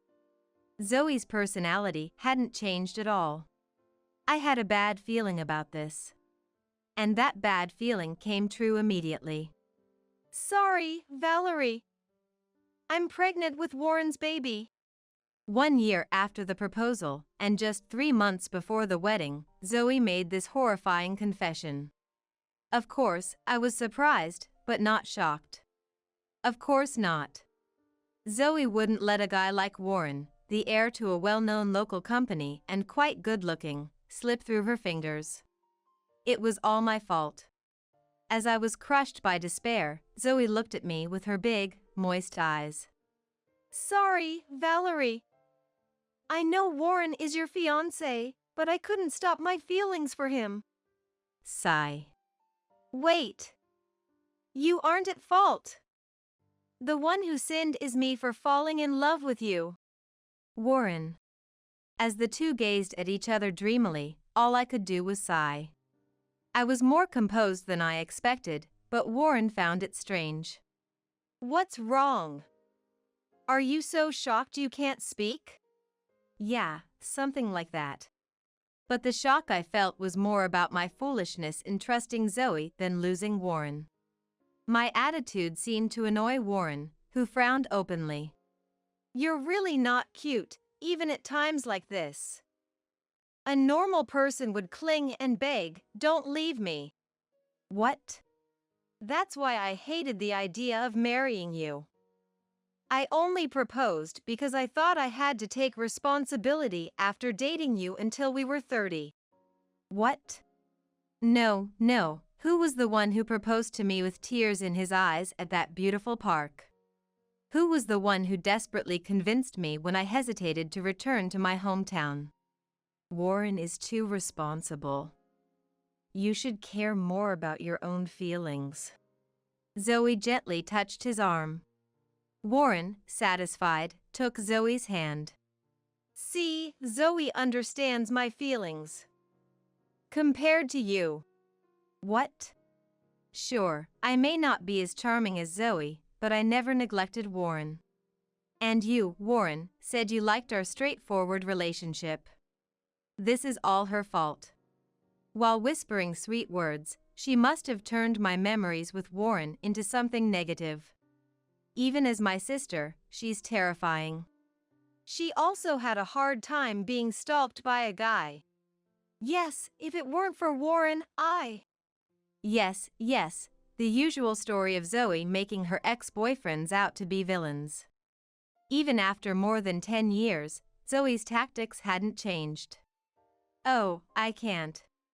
I don't have the charm or strength to win him back now. The two of them left the room together, as if to show off to me. They must have gone to report to my parents. When they heard Zoe was pregnant, they were surprised but quickly accepted my broken engagement and their marriage. In the end, Zoe was more precious to them than I was. It's your fault for not being able to satisfy him, Valerie. Zoe and the baby are pitiful, so let them have him. My parents' words, which seemed to blame me rather than comfort me, made my heart grow cold. Behind them, she smiled triumphantly, which finally made me angry. What about the wedding? We've already sent out the invitations, and there will be cancellation fees. Don't worry, I'll take your place as the bride, Valerie. What? What is this girl talking about? Because there's no better venue around here than the one you chose, and since I'm 3 months pregnant, it's perfect timing. We need to save extra money for the baby, right? What is this girl really saying? Zoe, you're such a good person. What is this man talking about? As expected of Zoe. We don't have to resend the invitations to the relatives. It's killing 2 birds with 1 stone. Oh, Valerie, make sure to notify your friends and workplace about the cancellation. We're inviting Zoe's friends instead. What is this mom talking about? There are only unreasonable people here. They were already moving forward with Zoe and Warren's wedding, completely ignoring my feelings. Everyone is so crazy, it's driving me insane. Valerie, I'm sorry. I'm going to be happy first. Zoe tilted her head with tearful eyes, making me feel nauseous. I felt bitter and miserable, but I had no allies, and Zoe already had a life growing inside her. I had no choice but to accept their marriage. Still, I didn't wish them happiness. Just because we're family doesn't mean I'll forgive them. They were the ones who discarded me first. After that, I informed my friends and workplace about the broken engagement as Mom instructed.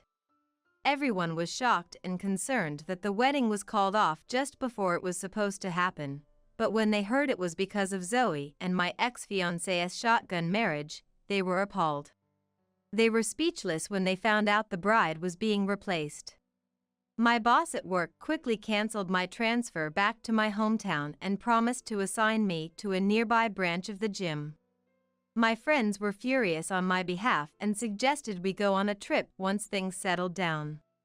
I might not have been blessed with a good family or fiancé, but I was fortunate to have supportive people around me. I took care of informing other important parties about the broken engagement and completed all my necessary tasks. Then, the wedding day arrived. Of course, I wasn't allowed to attend, not that I wanted to anyway. I spent the day loading the belongings I had already moved into what was supposed to be our new apartment onto my friend's truck. Apparently, Warren and Zoe were going to live there starting tomorrow. Although I had been able to return to my previous state, I had already notified my old apartment of my move-out date, so I struggled to find a new place. I was relieved to find that I could move today when my smartphone rang. As soon as I answered, I heard Mom yelling, "Valerie! Get to the venue now!" What? But I was told not to attend. Just come! With Mom's overwhelming pressure, I reluctantly agreed. I had expected to be called anyway. Glancing at the clock, it was just before 3 p.m. It was probably the time between the ceremony and the reception. I put on the formal dress I had prepared just in case and headed to the venue in my friend's truck. When I entered the reception hall, guided by the staff, I saw that the number of attendees was less than half of the 80-person capacity. Most of the bride's side were relatives, while the groom's side had only the groom's parents and a few friends. There was only one woman sitting on the bride's side. Moreover, that woman was wearing a pure white dress reminiscent of a bride's and drinking red wine. Warren's face was pale, and Zoe next to him looked extremely unhappy. When Mom saw me, she strode over with big steps. "Valerie! Explain to everyone." "What?" "Explain what?" "Explain that this wedding is amicable.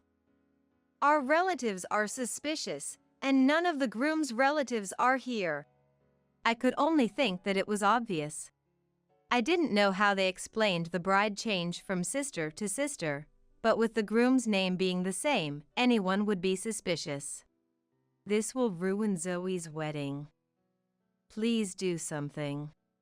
Pushed by the panicked Mom, I was dragged to stand next to Warren. I reluctantly took the microphone from the bewildered staff and began to speak. "Warren, Zoe, congratulations on your wedding. As the bride's sister, I wish you both happiness. Valerie." Warren's eyes moistened, and Zoe smiled contentedly. What do these people think of me? As if a sister who had her fiancé stolen by her sister would bless them. What? Ignoring the dumbfounded bride and groom, I faced the attendees. "As you can imagine, my fiancé Warren fell in love with my sister Zoe and got her pregnant. The bride and groom, as well as my parents, insulted me, saying I lacked feminine charm and unilaterally broke off the engagement. They told me not to attend the wedding, but as soon as they realized it was inconvenient for them, here we are. Mom wants me to explain that this wedding is amicable, but how can it be when Zoe stole my fiancé? Valerie." Mom glared at me with a red face. Warren was sweating coldly, and Zoe looked at me with a blank expression. Then, applause came from one of the tables. It was the woman in a white dress who had attended as a friend of the bride. She stood up and walked over to me, her high heels clicking. The strong smell of alcohol made me wrinkle my nose. "Valerie, can I make a speech too?" "Go ahead." Having no particular reason to refuse, I handed her the microphone, and she smiled brightly and began to speak. I'm Adele, Zoe's friend. Sorry for being so drunk. Zoe, congratulations on your wedding. By the way, the groom is, Zach, right? What? Warren was surprised to be called by an unfamiliar name. Oh, no? Sorry, Zach was my college ex-boyfriend. Zoe took him from me. If it's not Zach, then Alan? Baden? Marcus? Hank? Edwin? Newton? What? With each name Adele mentioned, not only Warren but the entire venue began to stir. Adele, unfazed, turned to Zoe. Remember? These are all the men you took from others. There were more, but I can't remember them all. There were about 30, after all. The murmurs in the venue grew louder. I was shocked at the sheer number, but given her nature, it made sense. Zoe glared at Adele for a moment, but quickly switched to her signature tearful expression. Valerie and Adele are being so cruel. I'm not that kind of girl. Right, Warren? Oh, yeah. The reason I chose Zoe over Valerie is because Valerie was horrible to me. So you're admitting in front of everyone that you left me for Zoe? Oh. Warren's face showed he realized his mistake. Zoe also froze, but quickly tried to turn Adele and me into the villains, as she had done with so many others. It's true Warren was engaged to Valerie. But Valerie was cold to him, so I just comforted him. Adele snorted in amusement. Sure. Making the ex-boyfriends and their girlfriends the villains to snag the guy is your usual tactic. I've never done anything so terrible. Then why am I the only one sitting in the bride's friends section? Teach that's. And is the baby in your belly really Warren's? What? You were dating Alan until 5 months ago, weren't you? What? Warren looked at Zoe in shock. Adele, with surprisingly steady steps for someone drunk, left the venue and returned with a young man. Zoe! You. Zoe's face finally changed when she saw the sad-looking young man. Why, you're that stalker who imagined he was dating Zoe. Warren stood up, eyes glaring, but Adele snorted again. Oh, so that's the story. No, this man is Zoe's boyfriend, and my friend's ex-Zoe took him just like she took you from Valerie. What? Warren's voice was full of disbelief. So, do you think the baby's father is the groom? What do you think, Valerie? Adele asked me cheerfully. I thought for a moment before replying with a troubled expression. I don't know. There might be other candidates. That's possible. Adele laughed heartily, finding my response hilarious. The venue, unable to keep up with the unfolding drama, and my parents were stunned. Feeling sorry for the attendees who got dragged into this, I apologized deeply. Ladies and gentlemen, I am deeply sorry for showing you such an ugly scene today. I will now take my leave. Wait, Valerie. Goodbye, Warren. I'll be sending you the bill for the divorce settlement later. What? You can't escape. I've already talked to your parents. What? Warren looked back sharply at the rear seats. He seemed to have finally remembered the presence of his parents, who had been glaring at him since the party began. Yes, after the engagement was broken, I made sure to meet with Warren's parents-in-law. Embarrassed but honest, I explained everything, and they were furious on my behalf. I had become close with Warren's mom after the wedding introduction, going shopping together, and discussing party plans and dress consultations. Warren seemed to have forgotten all of this and naively thought his parents wouldn't care if he broke off our engagement and switched to Zoe. Of course, his parents were neither unreasonable nor heartless. Disappointed in their son's behavior, they had already arranged for relatives and business associates not to attend the wedding. Given the disgrace their son showed at the wedding, they were probably relieved not to have invited any family. With the bride's sister and a friend exposing her misdeeds, and an ex-boyfriend who might be the baby's father appearing, the wedding was in chaos. The staff and the MC were huddled in the corner, trying to figure out what to do. Not wanting to cause any more trouble, I left quickly. Adele followed me out. We silently high-fived and then went our separate ways. I got into my friend's truck, which was waiting for me in the parking lot, and headed back to the apartment to load the rest of my things before driving to my new apartment. With my smartphone constantly buzzing, I turned it off. Feeling refreshed, I left my hometown. The wedding, unable to recover, was cancelled. Warren and Alan, one of Zoe's ex-boyfriends, questioned her about the baby's father, but Zoe insisted it was Warren's. Dad, shocked by his sweet daughter's promiscuous life, had a severe blood pressure spike and was hospitalized. Mom, despite being shocked, remained on Zoe's side and cursed me like I was the devil when I came with a lawyer to demand divorce settlement money. Ignoring their mess, I collected the divorce settlement money I was entitled to. I spent the money on a trip with the friends who supported me and saved the rest. I started living a peaceful life in a place where Zoe and my parents couldn't interfere. For me, everything was resolved, but it seemed it wasn't the case for them. A year after the wedding debacle, Warren showed up at my workplace as I was about to leave. I hadn't told him where I worked, but he must have found me through the company's instructor profile. We were all deceived. As soon as he saw me, Warren shouted, "The child that woman had wasn't mine. She's a witch who tore us apart."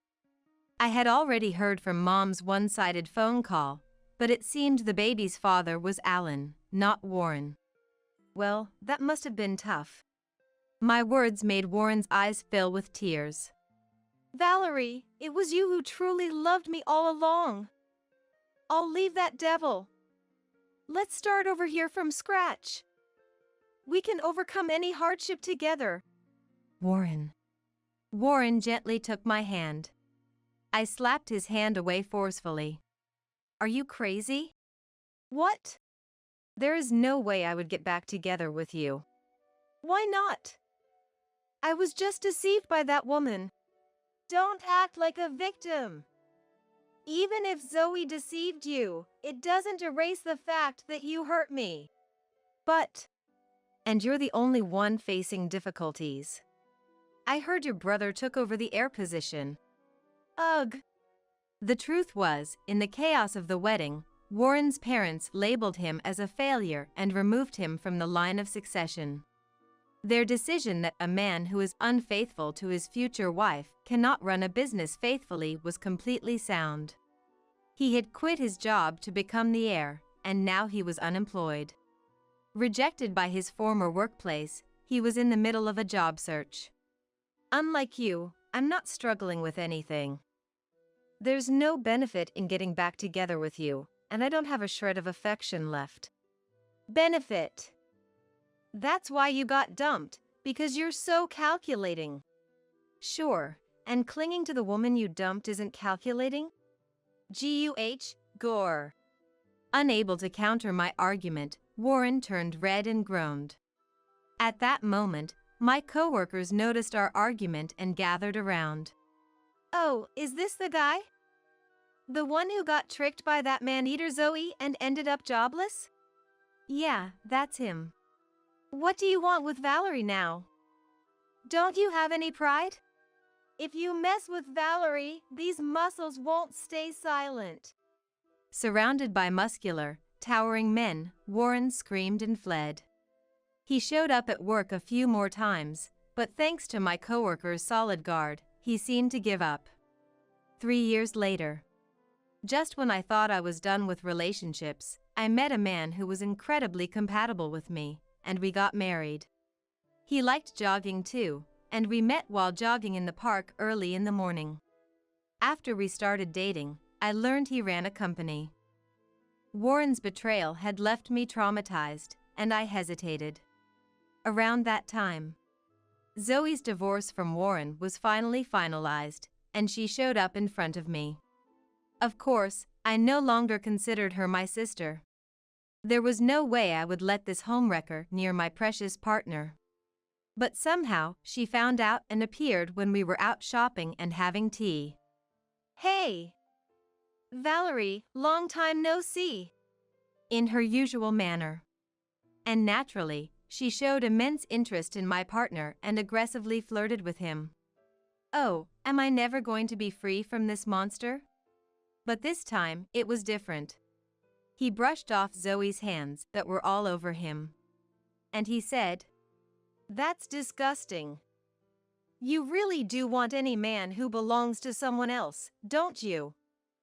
I've never seen someone like that. I can't believe you seduced men with such vulgar behavior. Just looking at you makes me sick." Feeling reassured by his confident demeanor, I decided to marry him. As for Zoe after the divorce, she never married Alan, the real father of her child. Alan, finally waking up from her spell during the wedding chaos, realized she was a terrible woman. After being harshly rejected by my partner and having her pride as a woman shattered, Zoe went on to pursue other men and had affairs with several married men. But her infidelity was quickly discovered by their wives, and she was sued for compensation from many families.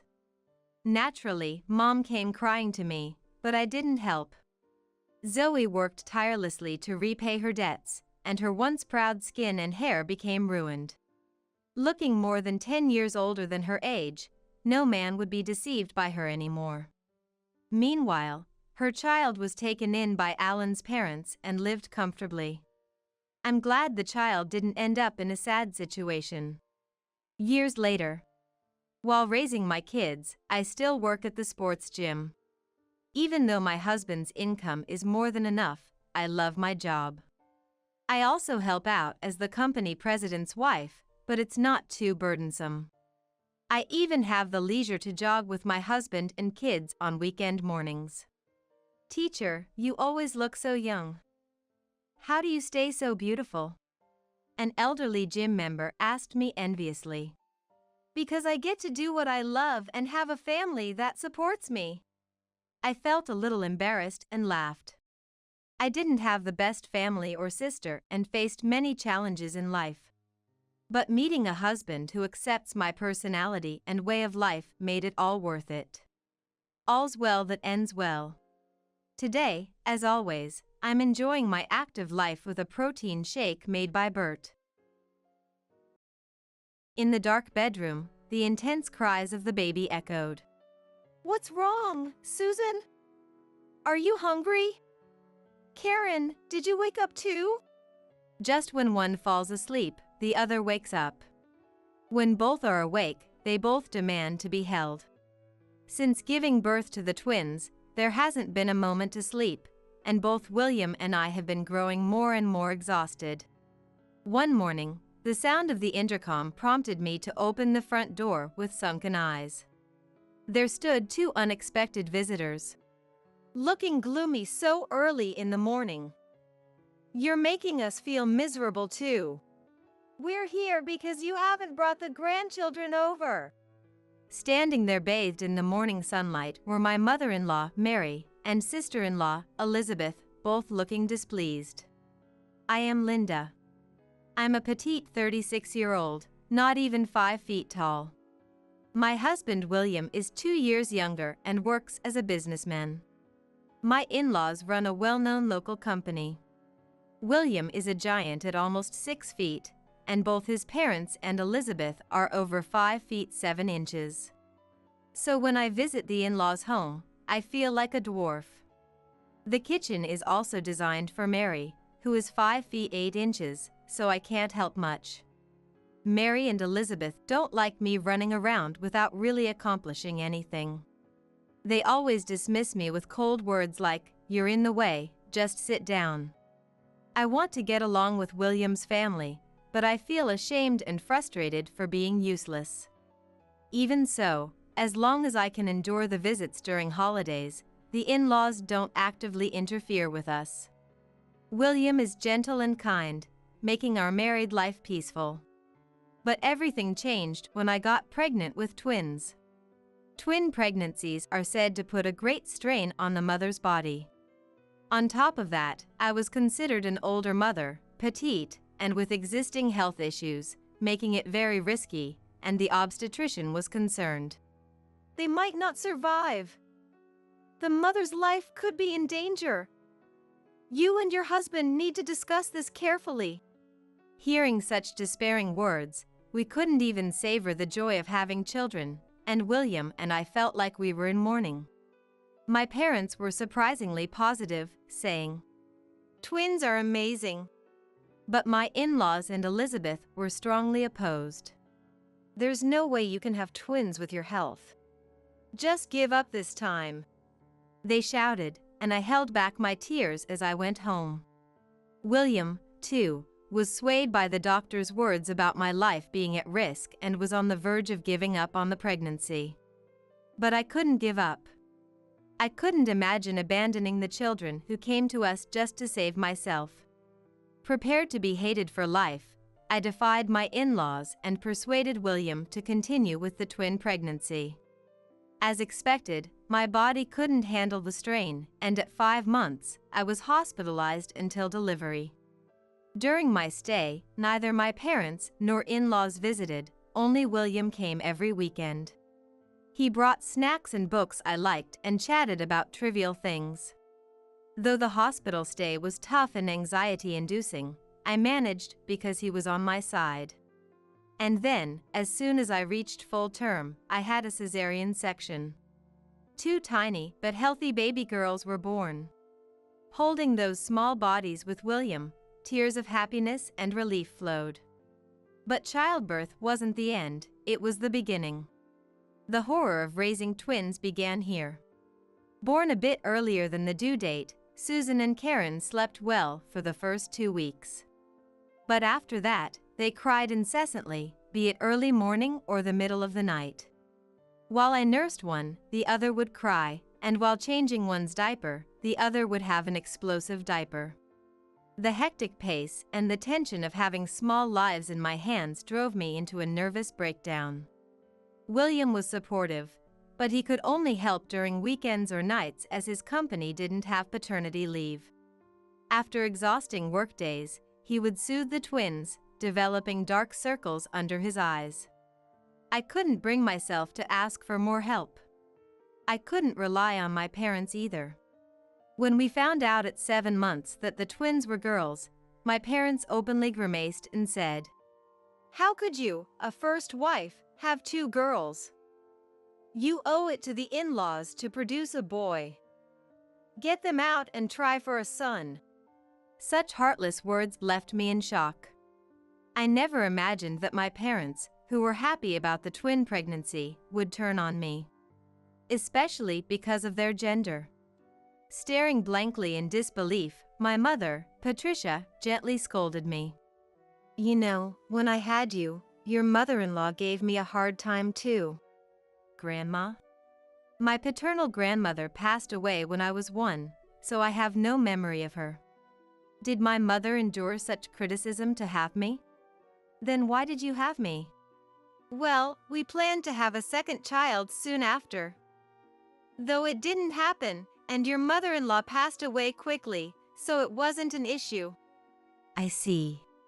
Don't misunderstand. I'm advising you out of concern. Your mother-in-law seems long-lived. If you want her favor, get pregnant again soon. They will never accept twin girls. My parents' seemingly absurd confession turned out to be their true feelings. Since they deemed the twin girls insignificant, they visited briefly the day after their birth and hadn't contacted me since. There was no way I could ask my parents for help, saying, "Raising twins is tough, please help me." And as Patricia said, if the in-laws hated my twin daughters, I couldn't rely on them either. They had opposed the twin pregnancy from the start. Since discovering the twins were girls, William was the only person I could trust. With nowhere to turn and sleepless nights continuing, both William and I grew more and more worn out. One morning, right after William left for work, the intercom rang. Thinking William had forgotten something, I opened the door, only to find two unexpected visitors. Looking gloomy so early in the morning. You're making us feel miserable too. Mother? Elizabeth? Standing there in the sparkling morning sunlight, with frowns on their faces, were my mother-in-law Mary and sister-in-law Elizabeth. Before I could say anything in surprise, they pushed past me into the house. What's going on? What do you think? We're here because you haven't brought the grandchildren over. Wait, what? Mary's strong tone made the blood drain from my face. I'm sorry. I was so busy with the kids, I didn't have time. Yes. Exactly. What? Elizabeth's loud voice made me yelp. Mary looked around the room and kitchen, sighing. The room's a mess, and the fridge is empty. I'm sorry. Why are you apologizing? Sorry. Seeing me in a panic, Elizabeth sighed. Where are the babies? Before I could answer, the newborn's cries echoed from the bedroom. Elizabeth gently picked up the twins, then tossed me into the bedroom, saying, Useless wife, just stay in there, and shut the door. I sat there in the empty bedroom, speechless. What should I do? Too tired to think straight, I couldn't decide whether to get the babies back or stay put. As my mind spun, the babies' cries stopped, and the room fell silent. In the rare quiet and empty space, I fell asleep as if I had fainted. I woke up to the light streaming through the west-facing window. Looking around the bedroom with a foggy mind, I noticed the empty cribs and my heart jumped. Rushing to open the door, I found Elizabeth feeding the twins and Mary chopping vegetables in the kitchen. Mary looked at me with a dissatisfied expression. You slept well. I'm sorry. Why are you apologizing? That's a good thing. Huh? Wash your face and sit down. I made some food. Okay. Following Mary's orders, I quickly got ready and sat at the dining table. Mary promptly served steaming beef stew, miso soup, white rice, and side dishes. Some of the ingredients were things that hadn't been in our fridge. Drawn in, I took a bite of potato. The warm, nostalgic taste spread through my body. Delicious. Good. Mary's brusque words were accompanied by a faintly pleased look. Elizabeth watched the twins with a gentle expression. I gave them the milk that was there. Thank you. Breastfeeding is good, but getting them used to formula is handy. This way, you can let others help. Right. Elizabeth glared at my vague response. So, when things are tough, you need to rely on us. Understand? Sorry. Stop apologizing. As I shrank back, feeling guilty, Elizabeth sighed. Sorry. It's our harsh words that are the problem. What? Elizabeth scratched her head, and Mary frowned. At that moment, William came home. He was surprised to see Mary and Elizabeth, but quickly realized things weren't bad and relaxed. Linda, sorry for surprising you.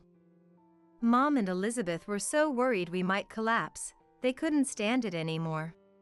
What? I was wide-eyed at William's revelation. Mary and Elizabeth averted their eyes awkwardly.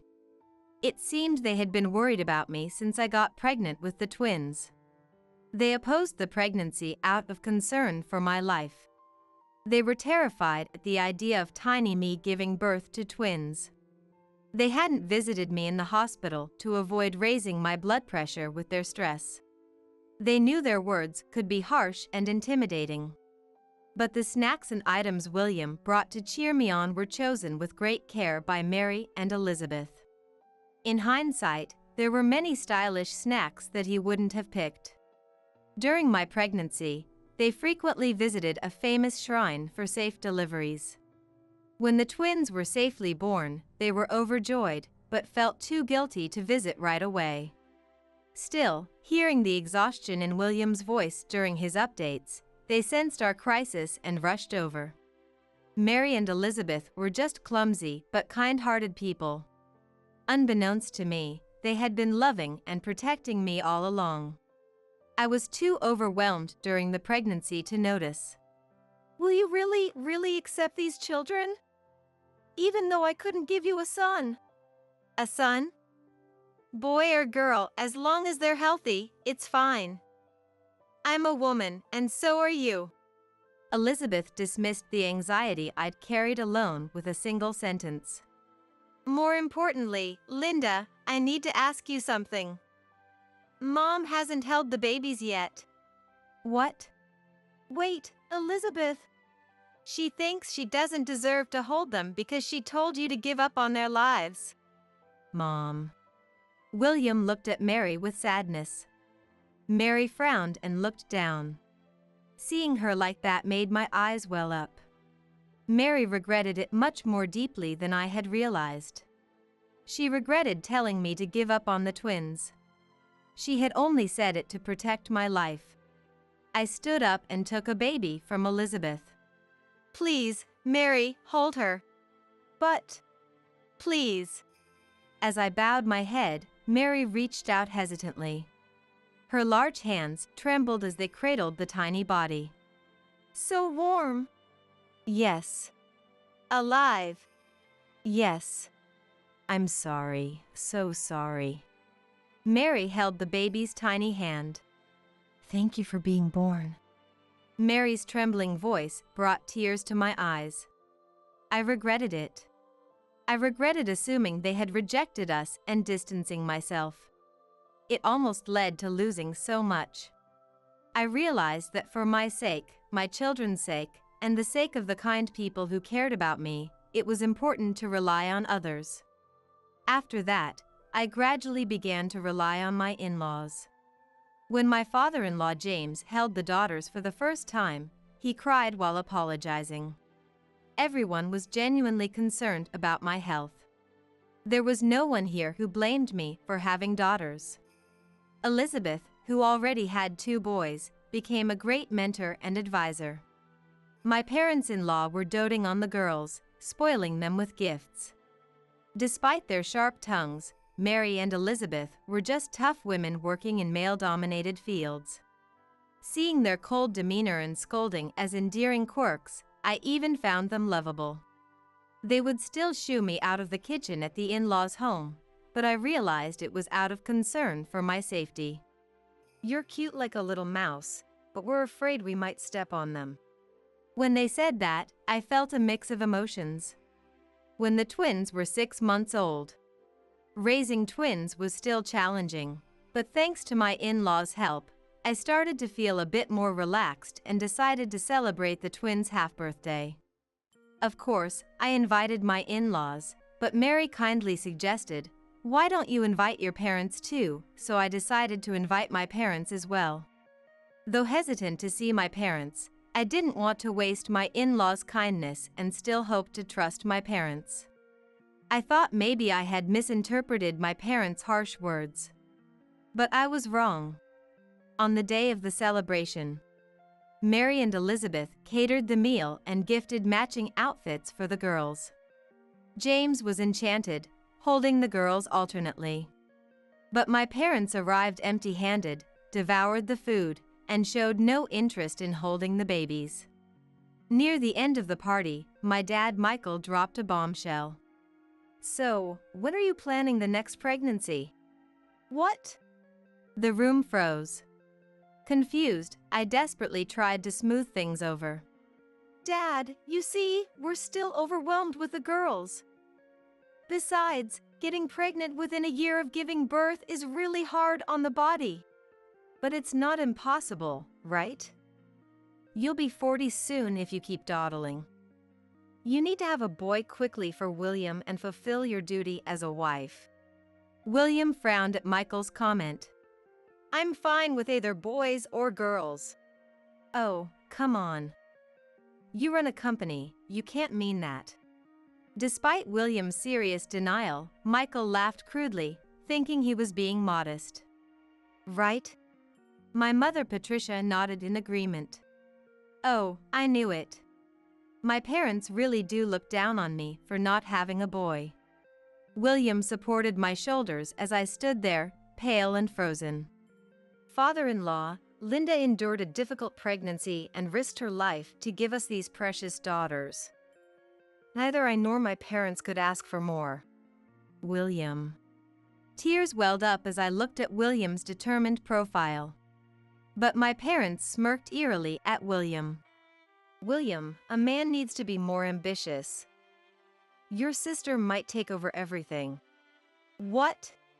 She has 2 sons, doesn't she? If you want to inherit the company and the estate, you need to think about the future. Not only William and I, but also my in-laws and Elizabeth, turned pale. Finally, I understood. My parents' obsession with having a boy wasn't about protecting me from mistreatment at the in-laws' home. They wanted William to inherit the in-laws' company. And the children I bore. My parents wanted their grandchildren to inherit that. They were likely hoping to benefit from me being the CEO's wife and their grandchild becoming the heir. Maybe they had even supported my marriage to William because his family were business owners.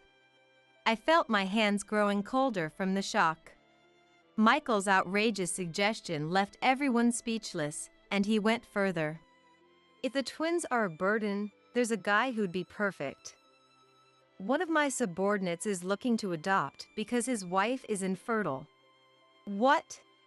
Mary and Elizabeth, who had been silent until now, glared at Michael. Give Susan and Karen up for adoption? Mary's voice came from the depths of the earth. Yes. You wanted a boy, right? Sorry for our useless daughter. Once we get rid of the twins, we'll have her give birth to a healthy boy immediately. We don't need that.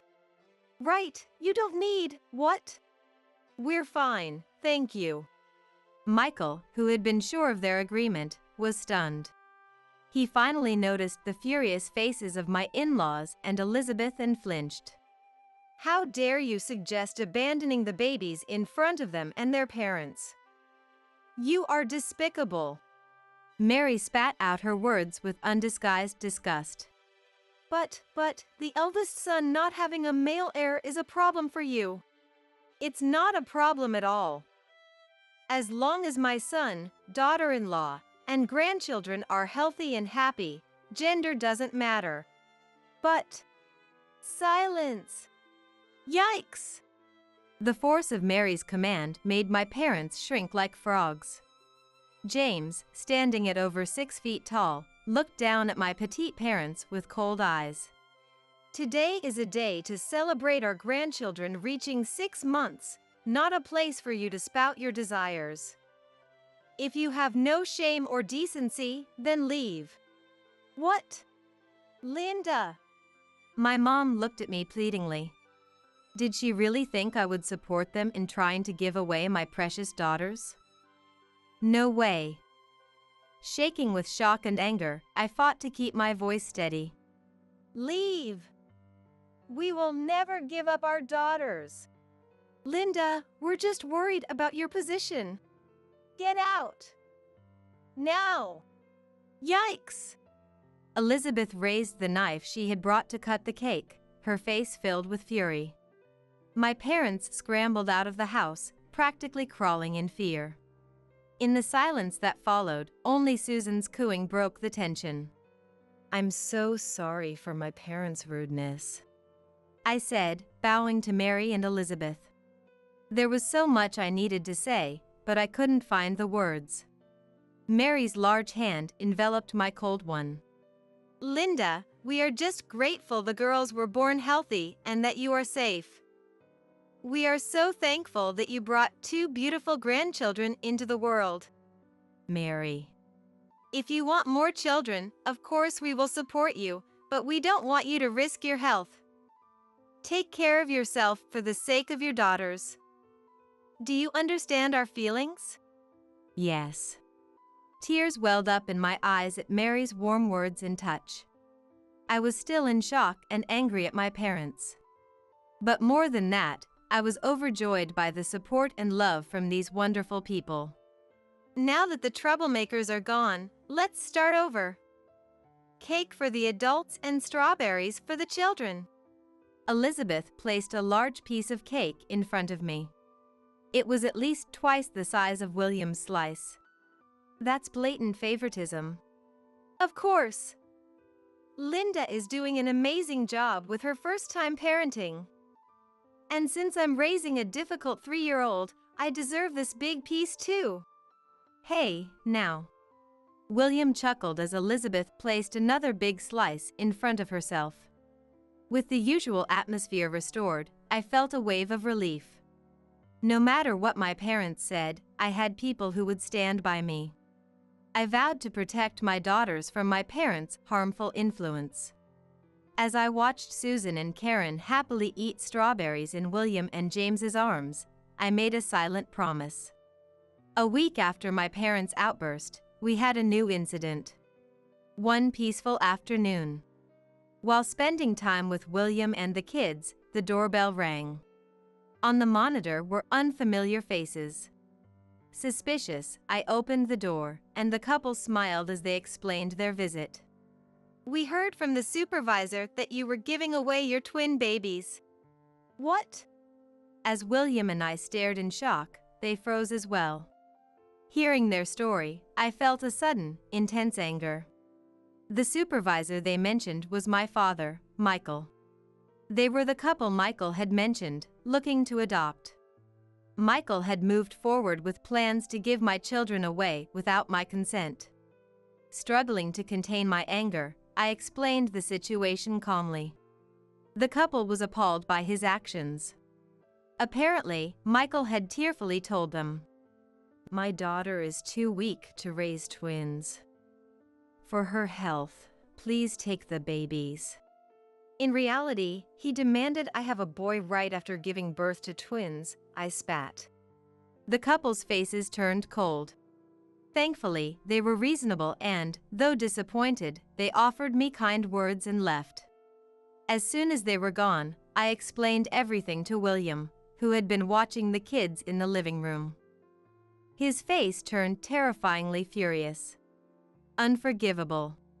I couldn't believe these were my real parents. I wanted to storm into my parents' home and unleash my fury, but I held back. There were more important things to do. I confirmed something with William. A week after Michael's subordinate had visited, my parents barged in, shouting, "Why did you turn my subordinate away?" "What do you mean, why?" "I told you we're not giving up the twins. I was thinking of your position, and you treat your father like this?" "My position? Are you insane?" Though I had thought many harsh words, I hadn't acted on them yet. But Michael, his face red with anger, started ranting.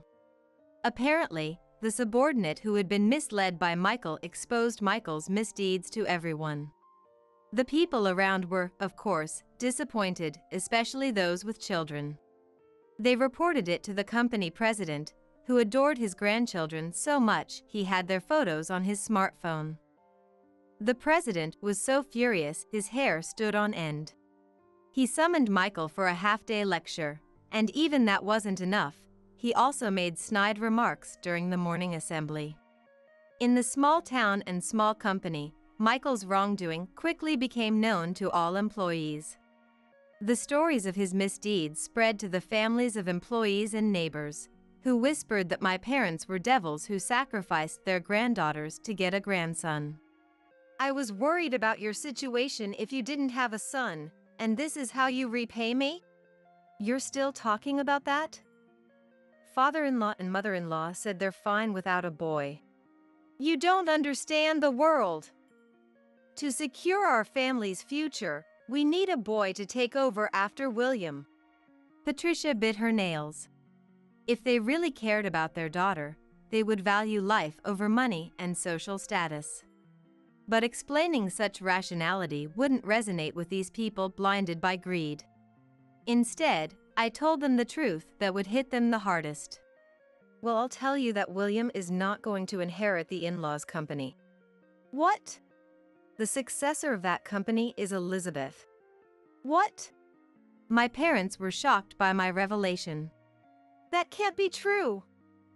There's no way father-in-law would allow a woman to take over. Whether he allows it or not, the company belongs to her. What? At William's words, my parents practically collapsed in shock. Yes, the president of the in-laws company is Mary, not James.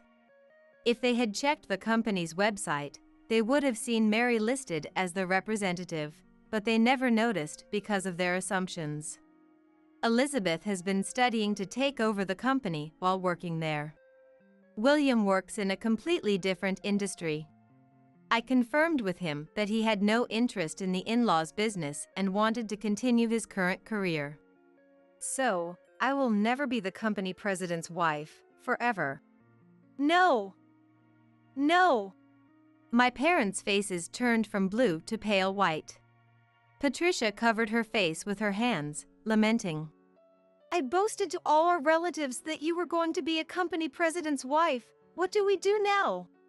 I don't care. Portia! Portia? Michael gasped. I thought you'd be wealthy, so we didn't save for retirement. I bought the Porsche I've always dreamed of. And I just ordered a kitchen renovation. These are my parents. You'll have to work hard and save up again. No! No! As my parents trembled in despair, William gently grabbed their collars and escorted them out. Thus, my parents, at 56, were forced to start saving for their retirement all over again. Despite everything, the cruel actions Michael took against me and my daughters continued to haunt him, and unable to withstand the cold pressure from those around him, he fled from his job. He hadn't prepared for early retirement and had actually spent the savings he expected to inherit from me, and even had loans. My mom had been a housewife for the 36 years since I was born. Their current lifestyle was on the brink of collapse, making retirement out of the question. They looked for new jobs, but were not hired anywhere. They even called me in tears, begging me to ask my mother-in-law to hire them, but I cut them off with a single sentence: we don't need outdated people who look down on women. I was sometimes depressed by how pathetic my parents had become, but William and my in-laws cheered me up by buying my favorite sweets and foods. My new family, who accepted me, was so warm and kind. The twins grew steadily, spreading their adorable smiles. Every time I felt proud of myself for protecting these lives, my heart grew stronger. Even with parents like that, I knew I would be okay in this warm, soft place. I was certain of it. 6 months later. Dad did. Did you hear that? Susan just called me Daddy, right? No, she said Grandpa. Isn't that right, Susan? All right, Susan must be hungry. Look, Mommy made delicious food for you. Why? Did she just say Granny? All right. My in-laws and William were excited, while Elizabeth, who was seriously decorating, responded with a nonchalant nod. Those once intimidating in-laws now showed nothing but sweetness towards their grandchildren. Today was the twins' first birthday. With Elizabeth's family also here, it was very lively. I made a yogurt cake that even the babies could eat, using recipes I had gathered online. I spread strained yogurt on pancakes, decorated them with finger biscuits, strawberries, and a 1 candle. You're lucky to have such a beautiful cake made for you, Elizabeth said, poking Karen's cheek, making her laugh. Susan was reaching out from William's arms, eager to grab the cake. I felt deeply moved and happy to be part of this incredibly joyful scene. I might want another baby in the future, and it might be a boy. But I knew that William and my in-laws would love my children wholeheartedly, regardless of gender. Meeting a family I could believe in made me confident that my life would continue to be wonderful. I don't want to take care of you, so live here. With those words, I felt the door close behind me. I heard the sound of the lock turning, and a bad feeling made me panic. Steve? Hey, you're there, right? Steve? Though I called out in anxiety, there was no response. In the silent space, my panic only grew. Steve? Please, answer me. Already uneasy in the unfamiliar wheelchair, I mishandled it and tumbled out of it. Ouch! Why? How could this happen? I had to voice it out or the anxiety would crush me. Where am I, exactly? Am I just going to die here alone? Right when tears of frustration and sadness wouldn't stop. Cindy! With the sound of the door opening, I was enveloped in warmth. 3 days later, a TV show was featuring a certain store. Listening to show. Hey! Explain yourself. The door burst open, and the voice of the person I hated most in the world resounded. I am Cindy, a 32-year-old who works hard every day at a major company. Since I was young, I had a dream. Captivated by it on TV as a child, I became obsessed. Since then, I've studied hard to achieve that dream, and now I'm working hard every day to save up. Working hard is good, but don't overdo it, okay? Thanks. But working towards my dream is really fun. I guess so. I love seeing you so happy, too. That was what my husband, Steve, said to me, smitten by my dedication. He was a colleague at my company. Enamored by my hard work, Steve supported my dream after hearing about it. His persistence won me over, and we started dating. After a few years together, we got married. Both of us working at major companies meant that even allocating part of my salary to my dream savings didn't impact our lifestyle. I also had companions chasing my dream with me as well. Cindy, how's it going on your end? Going well. How about you, Mindy? Of course. Just a little more to reach our goal. My best friend, Mindy. I met Mindy in high school. Hey, don't you think our names sound similar? Do they? Yeah, the spelling's different, but they sound alike. The similarity in the pronunciation of our names was what sparked our friendship, and discovering we shared the same dream quickly solidified it. Since then, we've been supporting each other in our efforts to realize our dream someday. Before I knew it, my dream had become our dream. My monthly highlights. It's checking the bank account for my dream savings. The more the money accumulates, the closer we get to our dream, and it excites me. But one day, as I checked it, I froze. Somehow, about $5,000 had been withdrawn from the dream savings. Only 2 people knew about this bank account. Steve and Mindy. Of them, only Steve knew where the debit card was. I went straight home and confronted Steve, who was relaxing. Hey! Did you withdraw from my dream savings without asking? Just borrowed it. Borrowed? You know how hard I've been saving for this, right? Shut up. I'll pay it back eventually. Steve's unapologetic attitude nearly made my head explode with anger. Besides, isn't it ridiculous for a woman over 30 to chase dreams? What? Lately, Steve has been mocking my dream like this. Bringing up my age, saying if I have time to chase dreams, I should contribute to making myself look younger. Steve, you used to support me. And it doesn't give you the right to use my money however you want. Money is shared between husband and wife, so it should be fine. That account has money I saved since before we were married. Where did you put my debit card? I somehow managed to get the debit card back from Steve. Now, I have to hide this debit card somewhere it can't be found. Stop nagging! With that much in there, it's fine to use a little. Steve's muttering filled my head with rage. I pay for all the living expenses and rent. I don't want to hear complaints from someone who doesn't contribute a penny. There's a big difference in salary between me and Steve. I'm older and started working earlier, but even so, I've managed to keep my performance top-notch. Conversely, Steve's performance has been declining. That's because you were the one who taught me the job. I was your mentor years ago. Whose fault is it for not growing since then? You can't sell youth, so as an older woman, you have to work hard to earn. Lately, we've been fighting like this all the time. Years ago, Steve used to encourage me, saying to keep going. Maybe it started when I turned 30. Around then, he began calling me an old lady and frequently brought up my age. If I tried to argue back, Steve would sulk and ignore me for a while, so I always ended up apologizing to keep the peace. But this time, I didn't feel like apologizing. After a big fight with Steve, I called Mindy. I'm sorry, Mindy. We promised to save together. It's Steve's fault. Don't worry about it, Cindy. Mindy forgave me with a laugh, and I apologized again, feeling both grateful and sorry. We were so close to our goal, but now it feels further away because of Steve. I couldn't help but sigh, and it must have been audible over the phone. I could hear Mindy laughing. You know, happiness will run away, you know? Cindy, unlike me, you're married.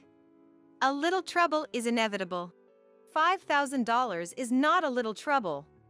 It was a good decision to have a separate bank account for our savings with Mindy. Really? We'll have to be more careful with Steve from now on. Exactly. Then we moved on to more trivial conversations. At that time, I never imagined such a thing could happen, and I believed our friendship would never break. One day, I was on my way to a sales appointment as usual. While crossing the street and reviewing the contract details in my head, a car ran a red light and headed straight for me. Distracted by my thoughts, I noticed the car too late and felt my body being thrown by the strong impact. I could hear the noise of the surrounding commotion and the car driving away. Unable to move due to pain, I listened and then lost consciousness. Cindy! Cindy! Mindy. Cindy! Are you awake? Wait, I'll call the doctor now. Mindy's voice, sounding close to tears, brought me back to consciousness. I tried to open my eyes, but it was pitch dark, I couldn't see anything. I vaguely sensed Mindy bustling around. Not understanding what had happened, and unable to move my legs, I was filled with anxiety. Then, the doctor called by Mindy explained the situation to me. I know it's a shock, but please try to stay calm. Your eyes were damaged in the accident. In short, the accident left me blind and paralyzed from the waist down. I would never be able to see again, and I was facing a lifetime in a wheelchair. Why me? I was so close. I was plunged into the depths of despair. Now, I couldn't even chase the dream I had been so intent on pursuing. As I wallowed in sadness, Mindy stayed by my side. Cindy, I won't give up. I'll work hard for both of us. I'll make our dream come true and give it to you as a gift. So don't give up. Honestly, I thought about just disappearing, but Mindy kept encouraging me, and I somehow managed to reconsider. Steve, hearing that I had regained consciousness, rushed over and stayed by my side throughout my hospitalization, since I couldn't see anything. He listened to my anxieties, helping me distract myself a little. I was truly grateful to both of them. But that was only at first. Mindy stopped visiting me. In my current state, I couldn't even contact Mindy. What pushed me further down was Steve's attitude. At first, Steve, who had been considerate and talked about various things, gradually spoke less and visited less often. Even when he came to the hospital room, he seemed to be busy with his mobile phone, and all I could hear was the tapping. Steve, how's work lately? It's none of your business. He would respond indifferently to any attempt at conversation. That attitude hurt me deeply, and what troubled me most was Mindy's absence. In fact, as a secure place Steve could never access, I had entrusted Mindy with the debit card for our dream savings account. I didn't want to believe it, but had Mindy stopped coming because she got hold of that debit card? And Steve, did he truly not care about me at all? These thoughts made me increasingly despondent. I spent my days in the hospital room, crying alone. As my hospital stay went on, the thought of going home filled me with anxiety. However, it's okay. I'm here for you. Hearing Steve speak kindly again, I chose to be discharged. Then, as we drove, I noticed something was off. The hospital and our home were only a few minutes apart by car. But the trip was clearly taking too long. Steve, where are we going? There's a place I want to stop by first. I wanted to go straight home, and venturing out without my sight was daunting. Sensing my reluctance, Steve spoke in a gentle voice. The place we're going is made to be enjoyable even without sight. I thought it would be a nice distraction. It's related to your dream. My dream? The first thing that came to mind was Mindy. She had said she would work hard for both of us to make our dream come true and give it to me as a gift. I'm sorry to say this, Cindy, but Mindy betrayed you. What? Mindy? How? I asked back, my voice trembling. I found out that Mindy disappeared after getting hold of your debit card. I've been searching to get it back, but it's been difficult. That's why I've been distant in the hospital room. I'm really sorry. According to Steve, his curt behavior was because he was searching for Mindy without telling me. His fiddling with the mobile phone was him reaching out to acquaintances for any sightings. At that moment, I was too shocked to believe Mindy could betray us, and my mind went blank. I didn't notice the odd feeling I would have caught under normal circumstances. But we finally found her.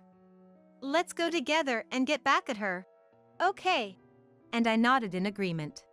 After a while, Steve's car continued towards an unknown destination. Could it be okay to come this far? As I was consumed by anxiety. We're here. The car stopped. With Steve's help, I got out of the car and felt being pushed in a wheelchair into some indoor space. Hey, Steve, where is this? It feels like there's no one around. Of course, it's an unused vacant house. Steve's presence and voice faded away. I tried to reach out for Steve, but couldn't grasp anything. Suddenly, I was overwhelmed by fear. Steve? Where are you? Behind me, I heard Steve's laughter. I don't want to take care of you, so live here. With those words, I felt the door close behind me. Then, I heard the sound of the lock turning. A bad feeling made me panic. Steve, hey, you're there, right? Steve! Though I called out in anxiety, there was no response. In the silent space, my panic only grew. Steve, please respond. Already uneasy in the unfamiliar wheelchair, I mishandled it and tumbled out of it. Ouch! Why, how could this? I had to voice it out or the anxiety would crush me. Where am I, exactly? Would I just die here, alone and unaided? Right when tears of frustration and sadness wouldn't stop. Cindy!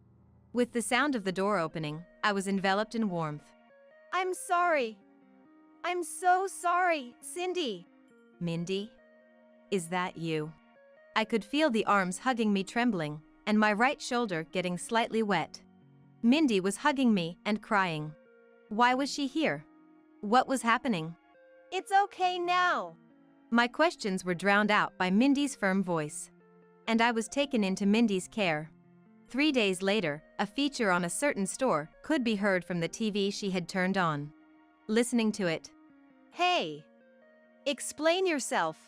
The door burst open, and the voice of the person I hated most in the world resounded.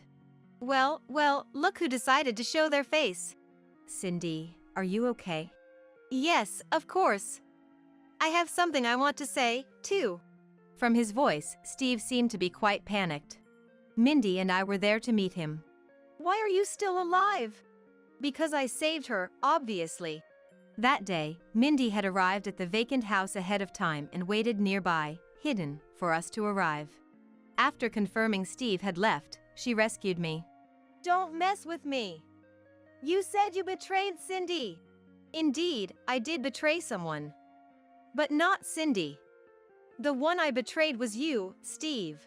It turned out, right after the accident, Steve had approached Mindy, trying to start a relationship with her. Despite showing concern for me, he had made advances towards Mindy, causing her to distrust him. He was after the debit card for your dream savings that I was holding on to. And, as it turns out, he was after my savings too. Realizing Steve's scheme, Mindy thought it would be easy to refuse him on the spot, but doing so might have endangered me. Mindy pretended to go along with Steve's plan, acting as if she had betrayed me. What's that supposed to mean? Steve, apparently never suspecting he was being deceived, froze. Mindy had gained his trust by handing over an empty bank account's debit card to Steve after moving her savings to another account. She skillfully prevented Steve from checking the account, a maneuver that made me admire Mindy even more. While Steve was off guard, she bought the vacant house where he left me. If we leave her in that vacant house, she'll never be found. That way, everyone will think she just disappeared, unable to accept her reality. That was how she persuaded Steve. As a result, Steve, without any suspicion, left me in the vacant house and Mindy safely retrieved me. It's good you're simple-minded. Thanks to that, we could establish our dream, the old folkhouse cafe. Yes, our dream was to run an old folkhouse cafe. Mindy had renovated the purchased vacant house and it had just opened yesterday. Until a moment ago, it was being featured live on TV. The broadcast that had been on TV was from that time. Steve must have seen the live broadcast and rushed over. No way, it can't be. Me, deceived? Excuse me. As Steve was in turmoil, a group seemed to enter the cafe. Mindy whispered to me that it was the police, apparently called by her. We need to talk. I didn't do anything. Take this as evidence, please. Thank you for your cooperation. Then, I could hear Steve being loudly taken away by the police. I thought I heard him calling for my help, but I ignored it. He's gone. Yes. The cafe became quiet once Steve was gone. Cindy, what's wrong? I'm sorry, I couldn't help but start crying. We had finally managed to open the old folkhouse cafe of our dreams. We had worked so hard to create a space where everyone could relax. Yet, in this condition, I would only drag Mindy down, not just with management but in every aspect. While it might be a novelty now and attract customers, there's no guarantee they will keep coming. Thinking about it, I couldn't stop my tears. There's still hope. Maybe you can still see. I had undergone eye surgery at the time of the accident. Because of that, I was currently wearing an eye patch. However, I was told there was a high likelihood of being blind, or at the very least, having significantly reduced vision. Between my lower body being immobile, the suspicion of Mindy's betrayal, and Steve's behavior, I was mentally too frail to remove the eye patch and had been too scared to take it off.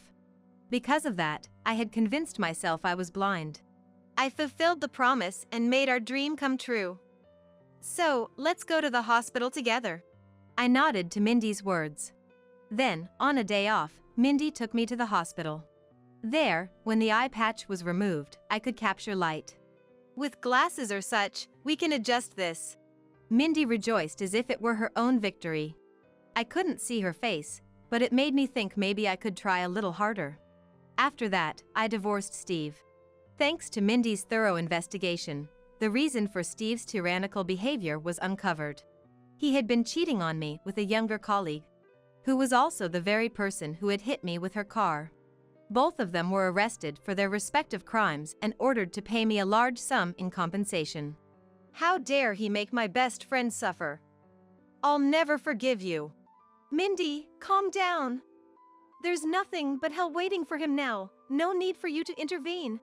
During a TV interview, I accidentally let slip the reason I ended up in this state, including the part about being abandoned by Steve. Naturally, Steve was fired. After his release, nothing but miserable days awaited him. On my part, things were looking up. The compensation allowed me to buy good glasses. With my vision partially restored, my motivation soared. I'm still in a wheelchair, but what I can do has significantly increased. All the handicrafts in our shop are made by me, and I keep adding to them even as I handle the administrative work. The handicrafts have been well received by customers, contributing to the shop's profits. Just when I had almost forgotten about Steve's existence, as the shop was thriving. Cindy, I'm truly sorry. Steve showed up at the shop before opening time. He came to apologize deeply, but we ignored him and continued with our opening preparations. Hey, you. Me? Aren't you the guy who abandoned his wife? What do you want now? Aren't you ashamed to show your face here? A customer glared at Steve, who then left. I smiled in gratitude to the customer who had chased him away. Thank you, Chester. Not at all, glad I came early. He's a regular at the shop and was the cameraman when the TV crew came.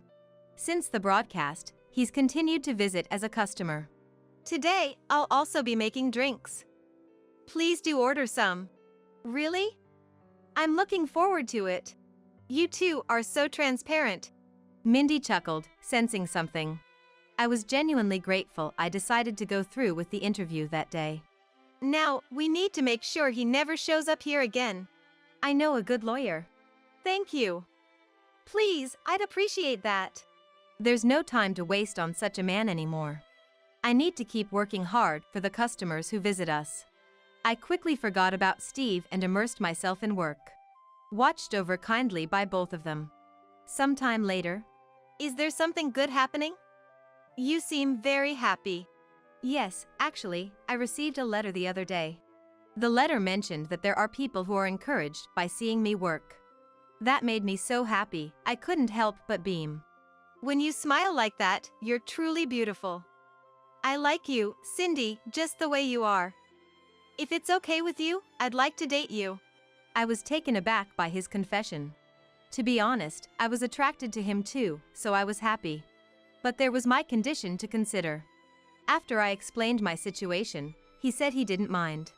However, I wanted some time to think it over, so we left it at that for the moment. I just want you to be happy. That's easy to say, but... Just make sure you won't have any regrets. Yes, thank you. Things have been going very well for me. In stark contrast, Steve ended up in debt. He managed to find a job, but it was low-paying and he was overworked, unlike before. Moreover, it seems he's being hounded by the family of his affair partner. I wondered why the family would do that, but... You got our daughter involved. You need to take responsibility. Was their reasoning. Well, I'll just cheer him on from afar. It's his own doing, so I'd be troubled if he relied on me. Thanks to the lawyer working diligently, Steve couldn't reach out to me for help and seems to be suffering quite a bit. It's his own fault, Mindy muttered after seeing the results of the investigation. I agreed with her. Later, I remarried Chester. I chose to respond to his feelings, who accepted me for who I am. Mindy blessed our union, but it seems she has found someone good for herself too. Mindy could only afford to buy the vacant house, but with his help, she managed to renovate it into the old folk house cafe. They had been in a mutual but unspoken love for a while, hesitant because of the age difference. Hearing about us pushed them to decide on marriage. It's thanks to you, Cindy. It's me who should be thankful. Without you, I would have given up on life long ago. I'm really glad you were there for me. Will you keep supporting me? Of course. I finally managed to repay you. I tilted my head at her words. I was saved by you back in our school days. Really? Mindy felt isolated during middle school. She took a chance and spoke to me in high school, and we've been close ever since. You didn't ridicule my dreams and aimed for them with me. That's why I could keep going. Hearing this, I was on the verge of tears. I decided to cherish this bond moving forward.